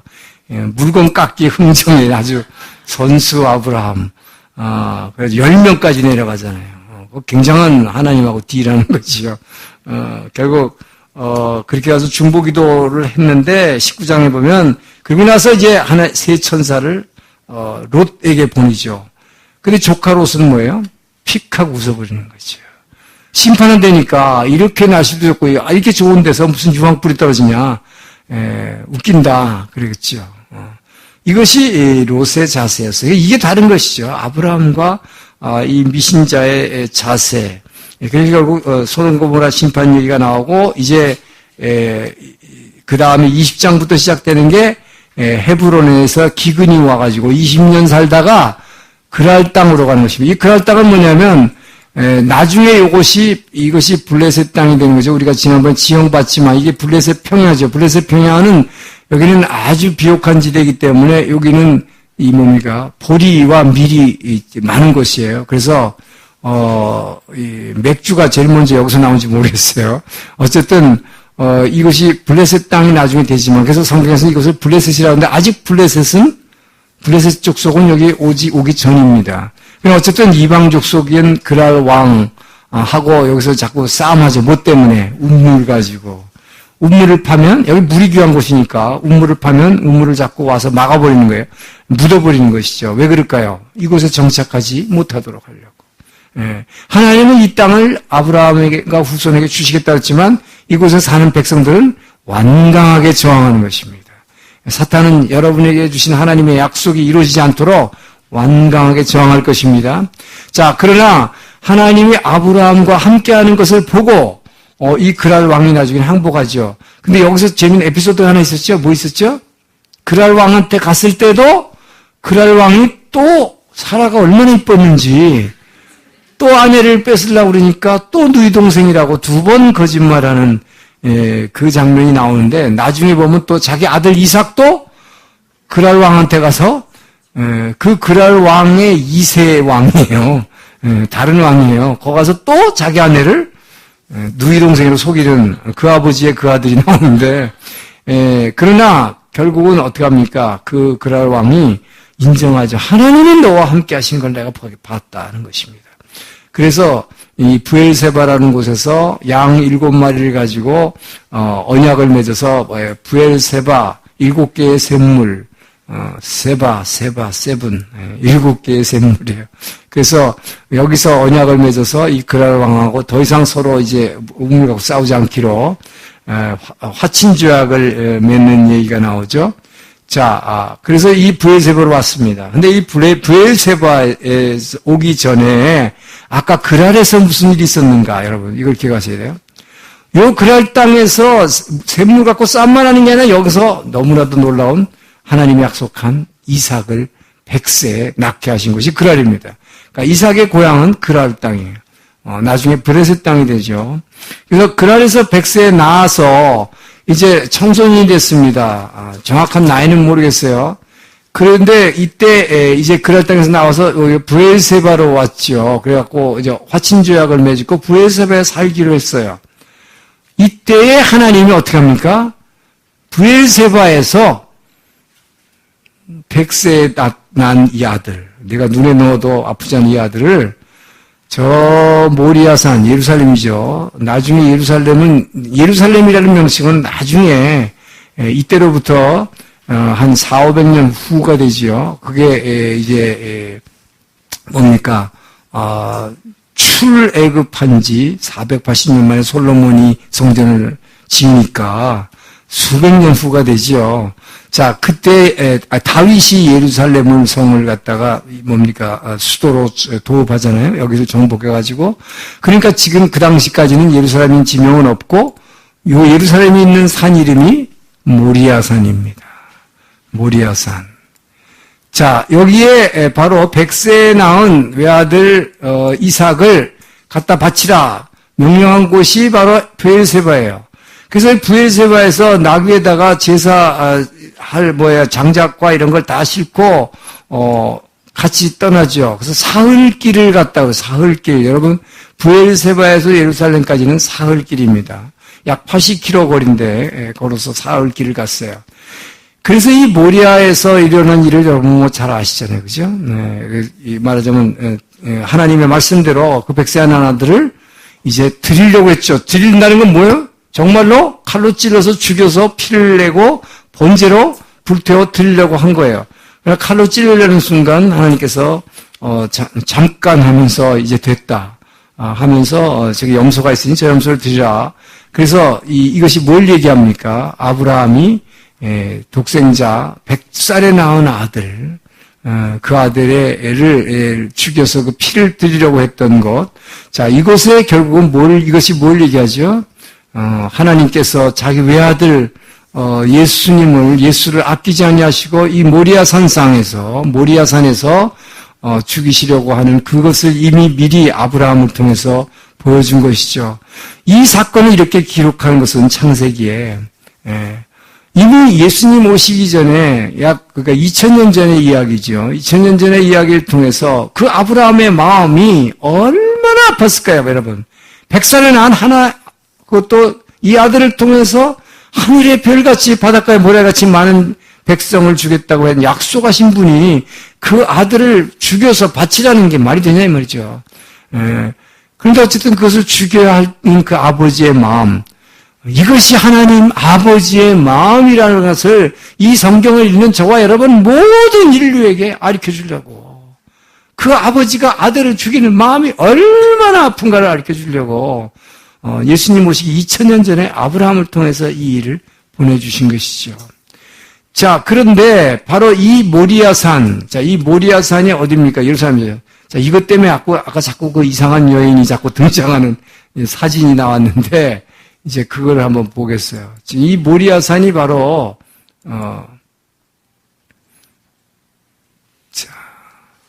잠깐만요. 자, 이 모리아산이 바로 여기입니다. 그러니까 이게 예루살렘인데, 이 모리아산의 이 바위, 지금 여기가 황금사원이 있죠. 예루살렘에 황금사원이 있는데, 이 황금사원 요 밑에 그 바위가 있다고 그래요. 지금도 그 바위가, 이 황금사원 밑에 바위가 있는데, 이 바위가 아브라함이 이삭을 드렸던 것이에요. 이 바위입니다. 그래서 나중에 여기에 솔로몬이 요 자리에, 그러니까 이것이 아라우나의 타작마당이고, 여기에 결국은 솔로몬이 이 땅을 사서 이 땅 여기에다가 성전을 짓는 게 원래는 여기가 뭐가 있어야 될 자리예요? 솔로몬 성전이 있어야 할 자리입니다. 이것이 솔로몬 성전 자리예요. 그러니까 여기 모리아산에 그 아브라함이 이삭을 드렸던 바위가 있는 곳인데, 이것을 말하자면 이 이슬람들이 차지해가지고 여기다가 성전이 로마에 의해서 AD 70년에 다 없어졌으니까 그때 이후로 여러분 지난번에 우리가 첫 시간에 이렇게 성경의 이 세계 역사를 쫙 봤죠. 그 역사를 볼 때 어땠습니까?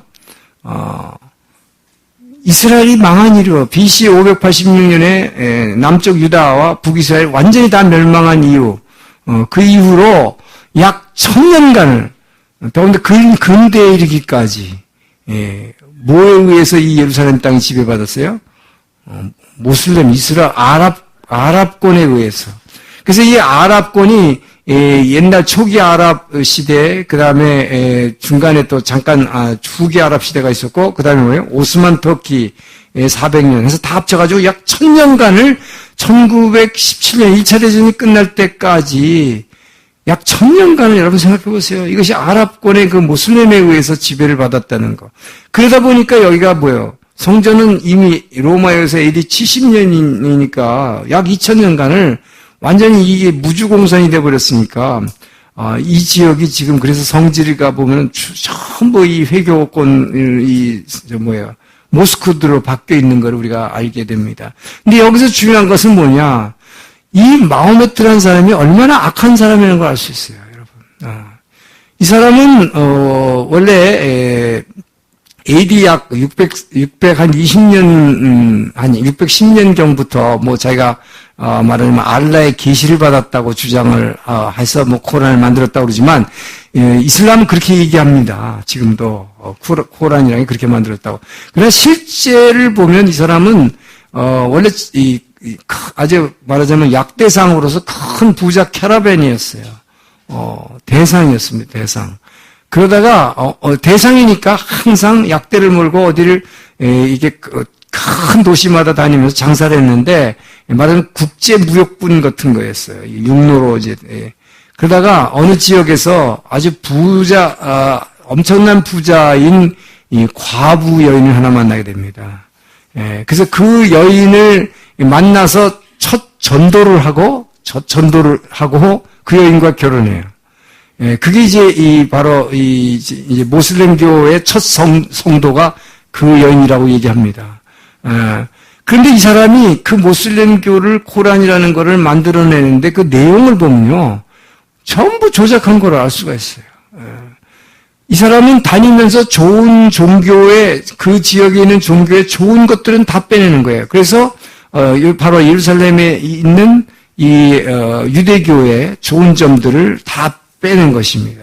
더군다나, 뭐를 이용한 것이냐면, 자기네가 말하자면 이스마엘의 후손이니까, 이스마엘은 누구예요? 아브라함의 자손이잖아요.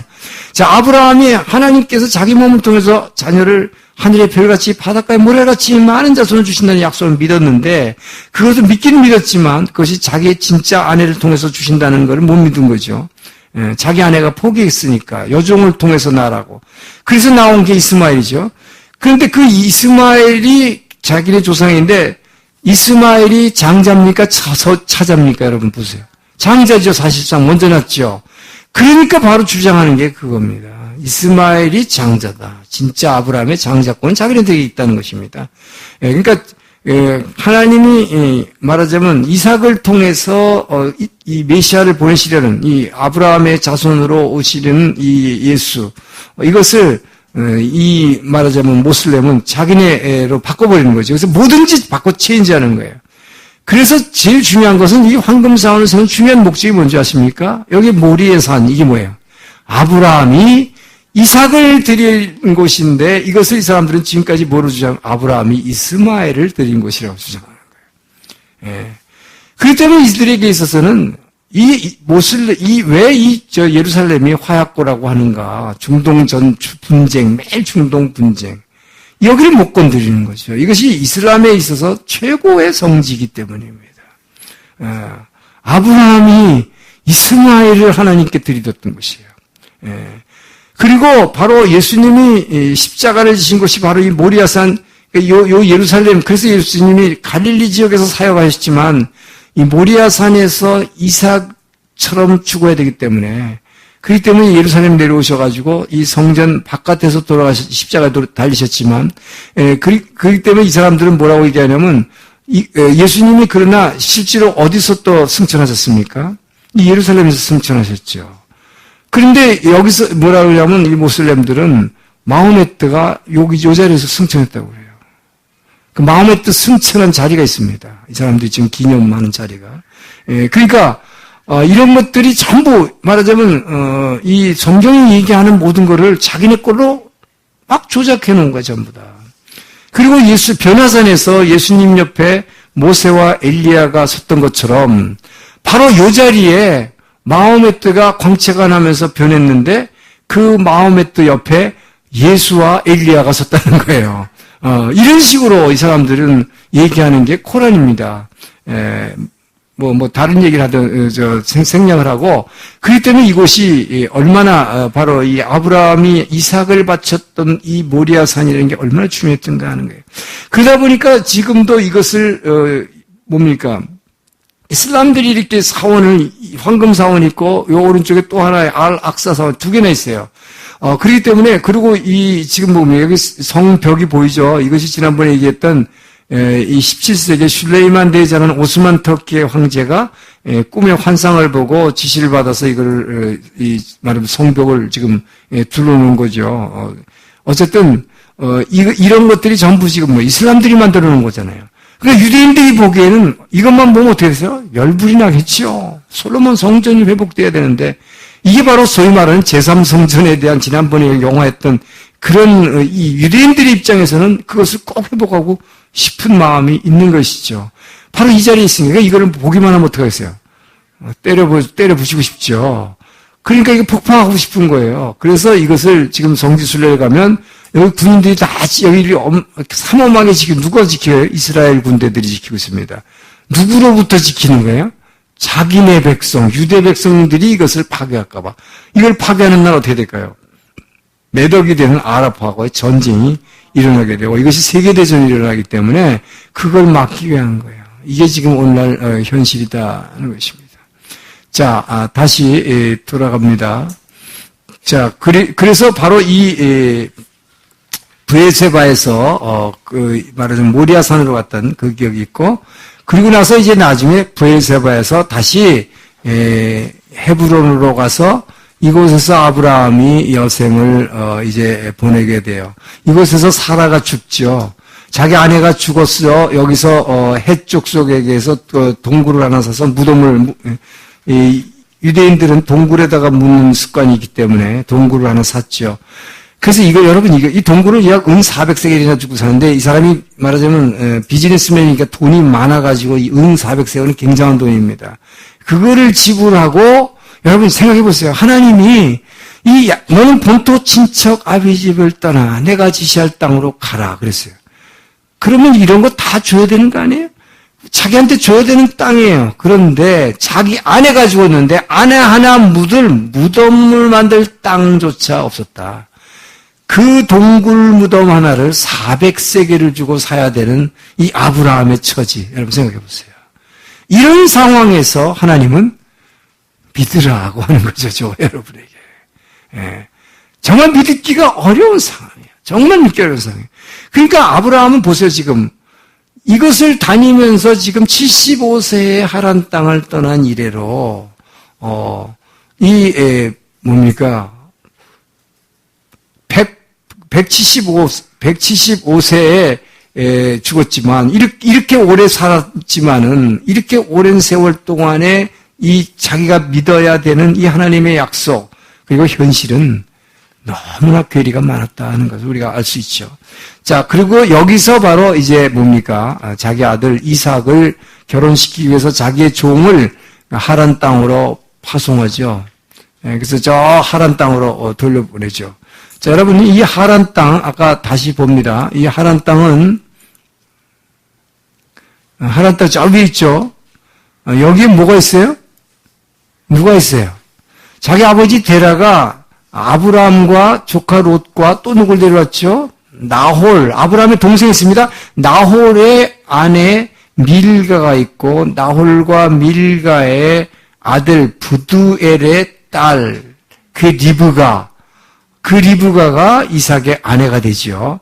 그래서 이 헤브론에서 본거지를 정한 아브라함은 종을 보내서 이곳에 가서 다른 이방 여인과 결혼하지 않게 하기 위해서, 유대인들은 유대인끼리만 결혼해야 되기 때문에 그 종족을 보호하기 위해서 자기 말하자면 자기의 동생의 집으로 보내는 것이죠, 아브라함이. 그래서 이곳에서 나중에 결국 이삭도 이곳에서 결혼하고, 이제 이삭의 아들인 야곱도 결국은 하란 땅으로 가서 결혼하게 되는데, 그러니까 하나님께서 어떻게 하시는 거예요? 이미 유대인들이 이렇게 서로 결혼할 수 있도록 여기다가 하나 딱 본고지를 놔두고선 이 아브라함의 이 믿음의 조상을 이 안에서 비록 배회하지만, 이곳에 있으면서 결혼은 꼭 여기 가가지고 동족과 하도록, 이렇게 하나님이 장치를 하셨다 하는 것입니다. 자, 그리고 나서 이제 이어지는 것이 이삭의 생애죠. 자, 이삭은 봅시다. 이삭은 자기 아버지 아브라함이 죽은 후에 이 브엘세바에 있지 않았어요. 무슨 이유인지는 모르겠지만 이 부엘라 헤로이라고 하는 아주 밑으로 내려왔습니다. 이삭은. 이곳에 내려와서 살았어요. 자, 이곳으로 이사해서 살았는데, 재밌는 것은 40세에 결혼했죠. 40세에 헤브론에서 아버지가 종을 보내가지고 와서 결혼했어요. 그래가지고 여기 와서 살면서 60세에 야곱과 에서를 납니다. 그러니까 야곱의 고향 어디예요? 부엘라 헤로이예요. 이삭의 고향은 그랄이죠. 자, 이렇게 부엘라 헤로이에서 두 쌍둥이가 태어나가지고 여기서 자라면서 어린 시절에 아직 그러니까 청소년 시절일 걸로 생각됩니다만은 소위 말해서 장자권을 팔아먹는 사건이 여기서 있어요. 부엘라 헤로이에서. 말하자면 하늘나라에 대한 정말 하나님 나라의 상속권에 대해서 전혀 관심이 없었다는 거죠. 에서는. 그러니까 팥죽 고르게 그걸 팔아버리는 것이죠. 자, 어쨌든 여기서 야곱과 에서의 이제 그런 이야기가 있는 곳이고, 그리고 나서 나중에 이곳에 또 기근이 들어오기 때문에 그랄로 올라갑니다. 왜 갔을까요? 여기는 항상 뭐라 그랬죠? 블레셋 평야, 밀과 보리가 항상 먹을 것이 있는 곳. 그러니까 이걸로 가는 거죠. 근데 여기서 또 이삭하고 누구하고 부딪힙니까? 그랄 왕하고 부딪히면서 아까 말씀드린 대로 자기 아버지가 했던 것처럼 자기 아내 뺏길까봐 자기 아내가 누이 동생이라고 또 속이는 그런 일을 하죠. 자, 그런데 여기서 중요한 것은 하나님께서 이삭에게 축복을 하셔서 이삭에게는 어떤 은사를 주셨냐면 이렇게 물이 귀한 곳에서 항상 물을 찾아낼 수 있는, 그래서 우물 파는 선수가 아주 우물의 달인이 바로 이삭이었어요. 그래서 이삭은 가는 데마다 우물을 팠고 이삭이 파는 곳은 반드시 우물이 나왔습니다. 그랄 왕이 그걸 보고 아주 두 손을 뻗쩍 들었어요. 계속 방해하다가 정말 하나님이 너와 함께 하신 걸 보고, 그래서 똑같이 브엘세바에 가서 자기네 아버지 때 했던 것처럼 브엘세바에서 다시 평화조약을 맺습니다. 그랄 왕하고. 그런데 이제 이삭의 이야기는 여러분 별로 이렇게 크게 뭐 많이 나오지 않죠. 성경이 이게 얼마 길게 얘기 안 해요. 그건 왜 그러냐? 이삭은 언약에 그래서 징검다리라고 얘기합니다. 그냥 브릿지다. 아브라함이 받은 언약, 하나님으로 받은 그 언약, 큰 민족을 이룰 것이며 이 약속의 땅을 줄 것이고 하나님의 주권을 그 땅에 세우시겠다는 이 하나님 나라를 이 땅에 세우시겠다는 그 약속, 그 계약, 그것을 아브라함에게서 이삭을 통해서 야곱에게로 연결해야 되는데 이삭은 단지 그것을 연결하는 연결고리 역할만 했다. 그래서 이삭에 대한 이야기는 크게 나오진 않는다. 다만 이삭이 중요했던 것은 순종이다 하는 거예요, 이삭은. 그래서 무조건 아버지가 말하는 걸 다 순종했죠. 제일 중요한 순종이 뭐였어요? 자기를 죽여서 모리아산에서 제물로 바치겠다는데도 자기 힘으로 할아버지 아버지를 제압할 수 있었지만, 순종했다는 거. 그래서 이삭은 순종이에요. 처음부터 순종했고, 다른 건 몰라도 결혼 문제에 있어서 많은 애들이 반발하지요. 내가 선택하겠다 그래요. 그런데 어떻게 해요? 아버지가 종을 보내가지고 이미 자기 신부감을 데리고 오는데도 들판에 앉아서 이삭은 이렇게 껌뻑껌뻑하고 앉아있다가 쳐다보지도 못하고 이러고 있다가 그리고 그냥 결혼했어요. 얼마나 순종의 의미입니까? 그래서 이 이삭은 언약의 징검다리라고 그러죠. 자, 그리고 야곱으로 넘어갑니다. 그래서 이 야곱의 생애. 자, 야곱은 아까 부엘라 헤로이에서 장자권을 뺏고 뭐 하는 이야기가 이제 나오지만 이 야곱은 이제 부엘세바에서 여기서 일어나는 일이죠. 자, 부엘세바에서 일어나는 일이 뭐죠? 아버지의 축복을 뺏어서 달아나는. 자, 여기서 아버지의 축복을 뺏어서 달아나는데 이때 자기 아버지 나이가 137세였습니다. 자, 여러분 137세 굉장히 많이 산 것 같죠? 그러니까 눈이 잘 안 보였어요, 이삭이. 그래서 이제 거의 유언처럼 내가 살 날이 얼마 안 남았으니 이제 내가 마지막 축복하겠다고 하고 에서를 불렀죠. 에서가 장자니까. 그러나 처음에 태어나기 전에 뱃속에 있을 때 뱃속에 있을 때 뭘 알았습니까? 이삭도 하나님께서 말씀하셨잖아요. 그 아내에게 리브가에게 뭐라고? 두 개의 국민이 뱃속에 있다. 그런데 이 장자가 이 동생을 섬길 것이다. 하나님 분명히 말씀했어요. 그러면 이삭도 알았을 것이고 리브가는 알았는데 사실상 이거 보면 뭐예요? 이 믿음의 족장들이라고 그러지만 이 믿음이 약했다는 걸 알 수 있다는 거예요. 이삭은 그거를 잊어버렸고 그걸 별로 대수롭게 생각하지 않은 거예요. 그렇기 때문에 끝까지 에서한테 축복을 주려고 그랬지 그 장자권을 왜냐하면 장자권 뺏었다는 것도 야곱에게 아주 괘씸하게 생각한 거죠. 그러니까 마지막 축복도 에서한테 주겠다고 생각한 거예요. 그러나 이 하나님이 주신 약속을 끝까지 기억하고 지키려고 했더니 누굽니까? 리브가예요. 그래서 우리는 성경의 이 이야기를 통해서 리브가가 야곱만 편애했다 인간적인 편애지만 편애라기보다는 제가 보기에는 믿음의 사람이었다 하는 것입니다. 이 아내가.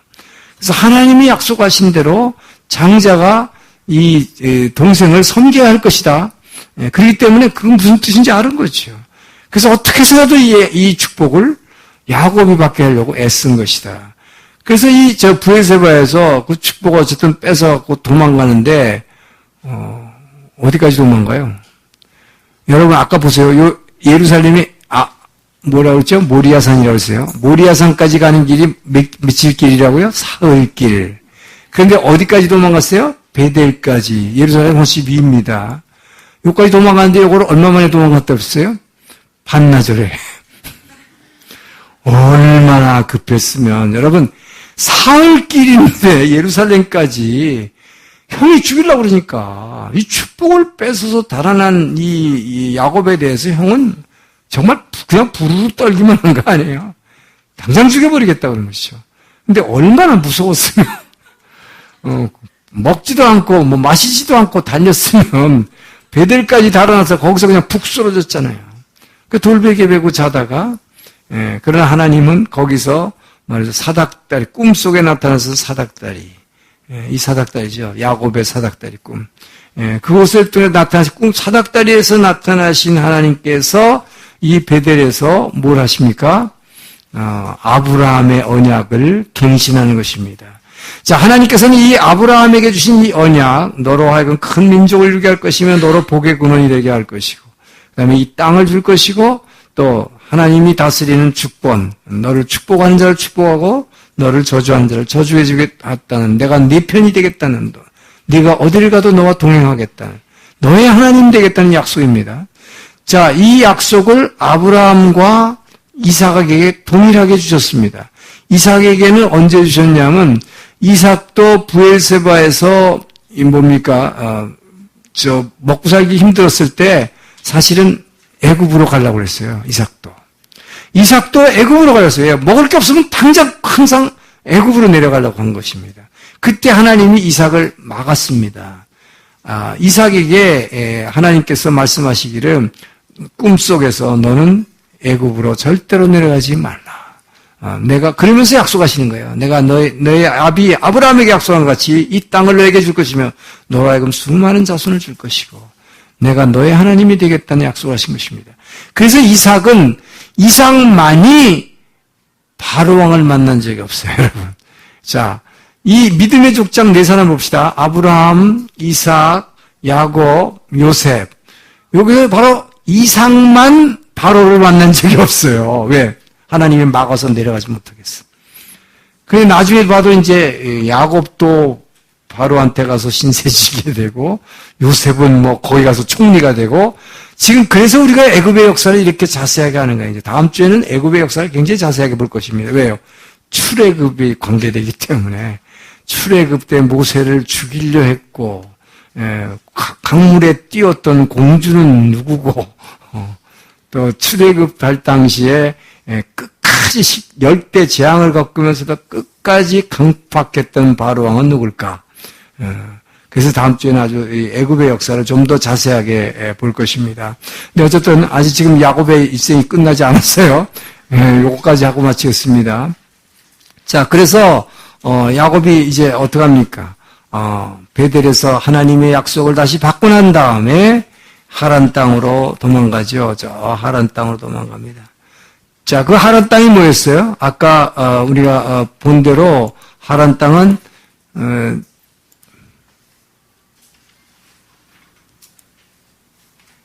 자, 이렇게 먼 데죠. 결국은 이 베델에서 출발해가지고 하나님의 약속을 받고 저기 하란 땅까지 가죠. 이삭의 경우에는 아버지가 종을 보내가지고 자기 아내를 데려왔어요. 근데 야곱은 어떻게 합니까? 하나님께서 지발로 여기까지 걸어가서 외삼촌 집에 가지고 20년 동안을 여기서 살아요. 자, 20년 동안을 사는데 이곳에 가서 이제 자기 외삼촌을 만나게 되죠. 여러분 그 외삼촌과의 이제 대결이 이 하란 땅에서 벌어지죠. 이 라반이라는 외삼촌은 이름은 하얗다는 뜻입니다. 하얀색은 거짓말을 잘할까요, 못할까요? 잘 못해야 되지요. 하얗다, 눈같이 희귀하여질지어다. 너희 붉은 죄가 이렇게 얘기하죠. 죄가 없는 사람은 하얗다고 그래. 이름은 하얀데 아주 제일 잘 속이는 사람이었죠, 라반은. 그런데 하나님께서는 결국 뭡니까? 야곱이 형을 속이고 아버지를 속이고 계속 속이고 이름 자체 야곱이 속이는 자라는 뜻이기 때문에 그 속이는 자는 속일 뿐만 아니라 속인다는 건 뭘 얘기해요? 근데 자기 위에 형을 속이고 아버지를 속이고 이것은 하나님의 기본적인 원리에 가장 어긋나는 것이죠. 하나님이 가장 원하시는 건 뭐예요? 내 위의 존재에게 순종하라는 것입니다. 그래서 이 야곱, 즉 이제 이스라엘 백성의 조상이 되는 이 야곱에 대한 훈련은 바로 자기 위의 존재에 대한 순종하는 훈련부터 시작하는 것이죠. 그래서 자기가 사기꾼이면은 자기보다 100배 더 사기꾼인 당대 중동 최고의 사기꾼 라반 밑에다 하얀 사람 밑에다가 두었다는 것이죠. 자, 그래서 연봉을 책정하는데 처음부터 자기 아내를 이제 얻기 위해서 7년간의 연봉을 계약하죠. 그랬는데 뭐 거기부터 벌써 사기당하죠. 7년 일하면 자기가 그 우물가에서 만난 그 첫눈에 반했던 라헬을 주기로 하고 이제 이 7년 계약을 한 다음에 일주일 동안 일하고 결혼식을 했죠. 근데 첫날 밤에 술을 잔뜩 먹인 장인이 그 텐트에다 누굴 집어넣었어요? 눈이 좋지 않은, 눈이 좀 티미한, 그래서 별로 예쁘지 않게 보이는 레아를, 큰딸을 집어넣어서 사기친 거죠. 근데 얼떨결에 첫날 밤을 지고 나서 그 다음날에 항해봤지만 이미 늦은 거죠. 근데 이곳의 풍습은 절대로 맏딸을 동생보다 뒤에 보내는 일이 없단다. 라고 한번 깜짝 못하게 만들어놨죠. 그러니까 뭐 때문에 그런 거예요? 이 친구가 가만 보니까 일 열심히 잘하게 생겼거든요. 탐이 나는 거죠. 이거 붙잡아 놓고 싶은 거죠. 그래서 너 그러려면 정말 그 라헬 네가 원하면 7년 더 일해라. 그래서 14년을 계약을 받기 위해서지요. 그래서 여기서 이렇게 여러분 다른 건 속여도 생각해 보세요. 지 결혼을 아내를 가지고 속였으니 얼마나 화가 났겠어요. 그러나 화가 나도 나 이거 안 해요. 그리고 도망갈 수 있어요? 돌아갈 수 있어요? 못 돌아가죠. 왜? 돌아가면 형한테 맞아 죽지요. 사흘길을 반나절에 도망간 사람이 꼼짝 못하게 만드는 거예요. 하나님은 꼼짝 못하게 하고 훈련시킨 것입니다. 그러니까 억울하지만 그냥 순종하게 만드는 이게 야곱의 훈련이었어요. 이게 20년이죠. 14년간을 하고 그 다음에 나머지 6년간은 이제 자녀들을 11명을 얻기 때문에 그 자녀들을 먹여 살릴 재산을 위해서 또 6년에서 20년 그 훈련을 받고 이제 돌아오게 되는 것이죠. 자, 그 훈련을 받고 돌아와서 어디로 옵니까? 자, 야곱이 하란 땅에서 돌아오죠. 자, 하란 땅에서 돌아와서 돌아오는데 어떻게 돼요? 돌아오는데 처음에 야반도주 하잖아요. 또 야반도주 해가지고 어디 길앗산에 도망가죠. 그 길앗산에 도망가는데 사흘길을 달려왔는데 삼촌이 이거를 알아낸 것은 이제 사흘 후에 알았어요. 그래가지고 쫓아와서 오는데 일주일 걸렸어요. 근데 어쨌든 쫓아와서 잡은 거죠. 잡혔는데 여기서 이제 어떡합니까? 제일 중요한 건 뭐 때문에 쫓아왔을까요? 물론 자기 라반 입장에서는 야반도주에 또 말도 안 하고 도망갔다는 거, 자기 두 딸과 11명의 손주들을 데리고 말도 안 하고 갔다는 거 괘씸하겠죠. 근데 그거보다 더 괘씸한 게 있었어요. 뭐예요? 자기가 섬기는 신, 그리고 재산 목록 1호 드라빔을 훔쳐갔다는 거. 야곱은 몰랐다 그랬는데 글쎄 몰랐는지 알았는지 모르겠어요. 그래서 라헬이 결국은 자기 밑에 감추고 자기가 이 맨스가 있다고 거짓말해서 위기를 넘기는. 자, 그리고 하여튼 여기서 그 엄청난 하란 땅에서 하나님께서는 20년 동안 고생을 시키고 위에 사람에게 순종하는 훈련, 자, 속이는 자로 하여금 순종하는 훈련을 시켰지만 그 훈련을 20년 동안 시킨 하나님께서는 엄청난 재산의 축복을 주셨죠. 그러니까 하나님이 약속하신 대로 많은 자손 주겠다. 이제 앞으로 애굽에 들어가서 200만이라는 사람 만들어내겠지만 큰 민족을 이루겠지만 그 200만을 이룰 수 있는 12지파, 이스라엘 12지파가 될 수 있는 바탕이 어디서 만들어졌어요? 하란 땅에서. 이 하란 땅에서 고생하고 훈련하면서 머리 숙이고 억울하면서 참 고통받으면서 일해야 했던 그 기간을 통해서 하나님은 엄청난 물질의 축복을 주신 것입니다. 이것이 하나님의 은혜예요. 고생은 됐지만 그리고 윗사람한테 억울하게 막 당하고 10번이나 계약을 위반하고 속였다고 그랬어요. 삼촌이. 얼마나 억울하겠어요. 그리고 자기가 양이나 이런 것들이 누가 사자한테 양새끼가 하는 말에 물려가도 그걸 자기가 보고하지 않고 물려간 거를 자기가 변상했다고 그랬어요. 그러니까 야곱은 뭡니까? 이 훈련을 통해서 본인이 고백한 걸 통해서 도망가다 잡혔을 때 고백한 거예요. 내가 삼촌의 양 한 마리 상처가 나도 그것을 내가 내 것으로 채워넣지, 한 번도 내가 그냥 보고한 적도 없습니다. 이 얘기는 뭡니까? 야곱이 얼마나 변화된 거예요. 정말 100% 완벽하게 보던 안 보던 순종하는 자로. 이렇게 하나님이 만드셔서, 결국은 보내시죠. 그래서 만들어서 보냈지만, 그러나 아직도 겁이 나가지고, 이 약복강이에요. 이 약복강을 건너기 전에 이름이 마하나임이고, 여기 천사들의 군대를 봤다고 그랬어요. 그리고 나서 이제, 이 약복강을 건너보냅니다. 왜 건너보냅니까? 약속의 땅으로 가려면 이렇게 가야 되는데, 요단강을 건너가야 되는데, 숫곳으로 가서, 요단강을 건너가지 않고 마하나임에서 브니엘이라는 이곳으로 약복강을 건넜어요. 왜 그랬을까요? 그것은 에서가 바로 어디 있어요? 이 밑에, 사해 밑에, 이 세일산에 거했기 때문에 이곳에서 이곳으로 나오고 있기 때문이죠. 이곳에서 오고 있기 때문이에요. 오고 있는데 뭡니까? 이게 환영하러 오는 겁니까, 지금? 죽이러 오는 거예요. 20년 지났지만 이놈 자식하고서 내가 두고 보자. 너 기다렸다. 하고 오는 거죠. 왜요? 선발대를 보냈더니 아니 자기 형이 가족들 데리고 올 줄 알았더니 400명의 장정들을 데리고 그 얘기 뭡니까? 죽이겠다고 오는 거죠. 지금 400명의 장정을 데리고 올 이유가 없죠. 자기는 지금 가족들하고 짐승들만 데리고 오는데 그러니까 겁이 났죠. 그래서 가족들 여기다 먼저 약복강을 건너서 너희들 먼저 가라. 그것도 몇 대로 나눠가지고 먼저 앞을 치면 너희들은 피하라. 근데 맨 앞에 그룹이 뭐예요? 종들한테 난 아이들, 자녀들. 그 다음에는 자기가 별로 안 좋아하는 레아한테 난 자녀들. 세 그룹으로 나눠요, 그것도.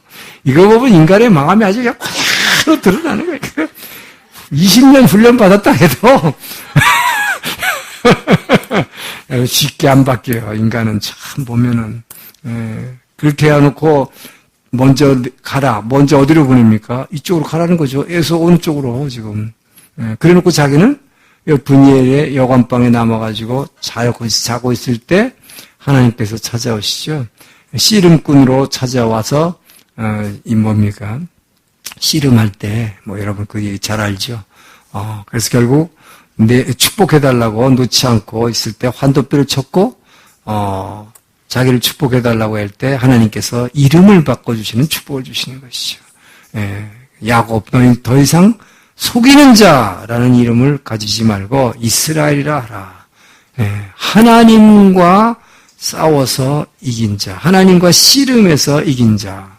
여러분 하나님하고 씨름해서 이길 사람, 아버지하고 씨름해서 이길 사람 자녀밖에 없죠.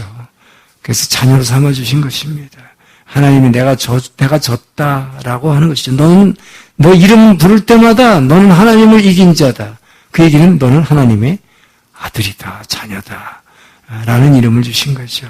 자, 그리고 나서 이제 하나님을 봤는데 죽지 않았다. 그래서 이름을 브니엘이다. 하나님을 봤는데 죽지 않았다. 그 브니엘에서 에서를 만났을 때에 에서를 보고 뭐라고 그래요? 에서가 이제 용수 마음이 확 달라졌죠. 왜 그랬을까요? 하나님이 야곱의 마음을 변화시켜 주시고 이름을 바꿔주신 다음에 에서에게 가서 에서의 마음을 바꿔주셨기 때문에 그래서 형한테 아부하면서 하는 소리가 자기 죽을 줄 알았는데 껴안아주는 거 보고서 형이 얼굴을 보니 하나님을 보는 것 같습니다. 분이엘 하나님의 얼굴을 보고도 죽지 않았다. 자, 이 축복을 받고 이제 숫곳을 거쳐서 세겜 땅 갔다가 세겜 땅에서 살려고 근데 여기서 좀 잘못됐죠. 베델로 가야죠. 왜요? 여기서 단을 쌓고 자기가 하나님한테 약속한 게 있어요. 만약에 하나님께서 내가 가는 이 길에 하나님께서 나와 동행하시면 하나님께서 이렇게 약속해요. 네가 어디를 가든지 내가 너와 함께하여 내가 네게 약속한 이 모든 것을 성취될 때까지 결코 너를 떠나지 아니하리라. 할렐루야. 예. 오늘 여러분 그 약속을 붙드시기 바랍니다. 이 야곱의 약속, 저는 이 약속을 그때 창세기 읽으면서 붙들었어요. 항상 내가 가는 이 길에 주께서 나와 동행하시고 내게 먹을 것과 입을 것을 주시고 무사히 이곳까지 돌아오게 하신다면 이 내가 여기서 엎드려서 기도하는 이 제단이 영원토록 하나님의 제단이 될 것입니다. 이 약속을 하죠.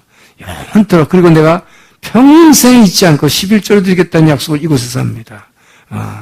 그곳으로 와야지요. 그런데 세겜으로 가요. 그래서 여기서 땅을 삽니다. 여기서 살겠다고. 땅을 산다는 얘기 뭡니까? 여기서 살겠다.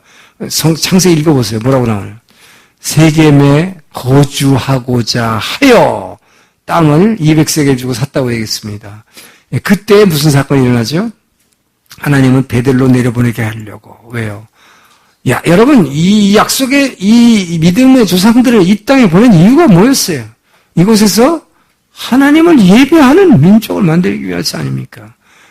근데 세겜 땅이 보기에 어떻게 살기 좋게 보였는지 이곳에 살려고 그러니까 여기서 그 유일한 외동딸 하나 있는 디나를 강간당하게 함으로써, 거기, 강간당하게 할 때 강간당한 다음에 보복하기 위해서 또 보복전쟁을 하죠. 누가? 르우벤하고 시므온이. 그래서 이 르우벤하고 시므온이 그 세겜 사람들 다 죽여버리잖아요. 할례받으라고 거짓말해놓고. 그러고 나서 달아나는데 달아날 때 하나님 뭐라 합니까? 베델로 가라. 이거예요. 베델로 가라라는 말을 듣고 이제 야곱은 자기의 모든 가족들에게 너희들이 갖고 있는 모든 장식품들 다 버리고 우상들 다 버리고 드라빔도 버리고 그때 땅에 다 묻어버렸어요. 이제 다 버리고 베델로 올라가자. 하나님의 전으로 가는 것입니다, 여러분. 저 여러분 이렇게 교회 주의 전에 나온다는 거 얼마나 귀한 축복인지 몰라요. 이것밖에 없다는 거예요. 위기의 때 베델로 올라가라.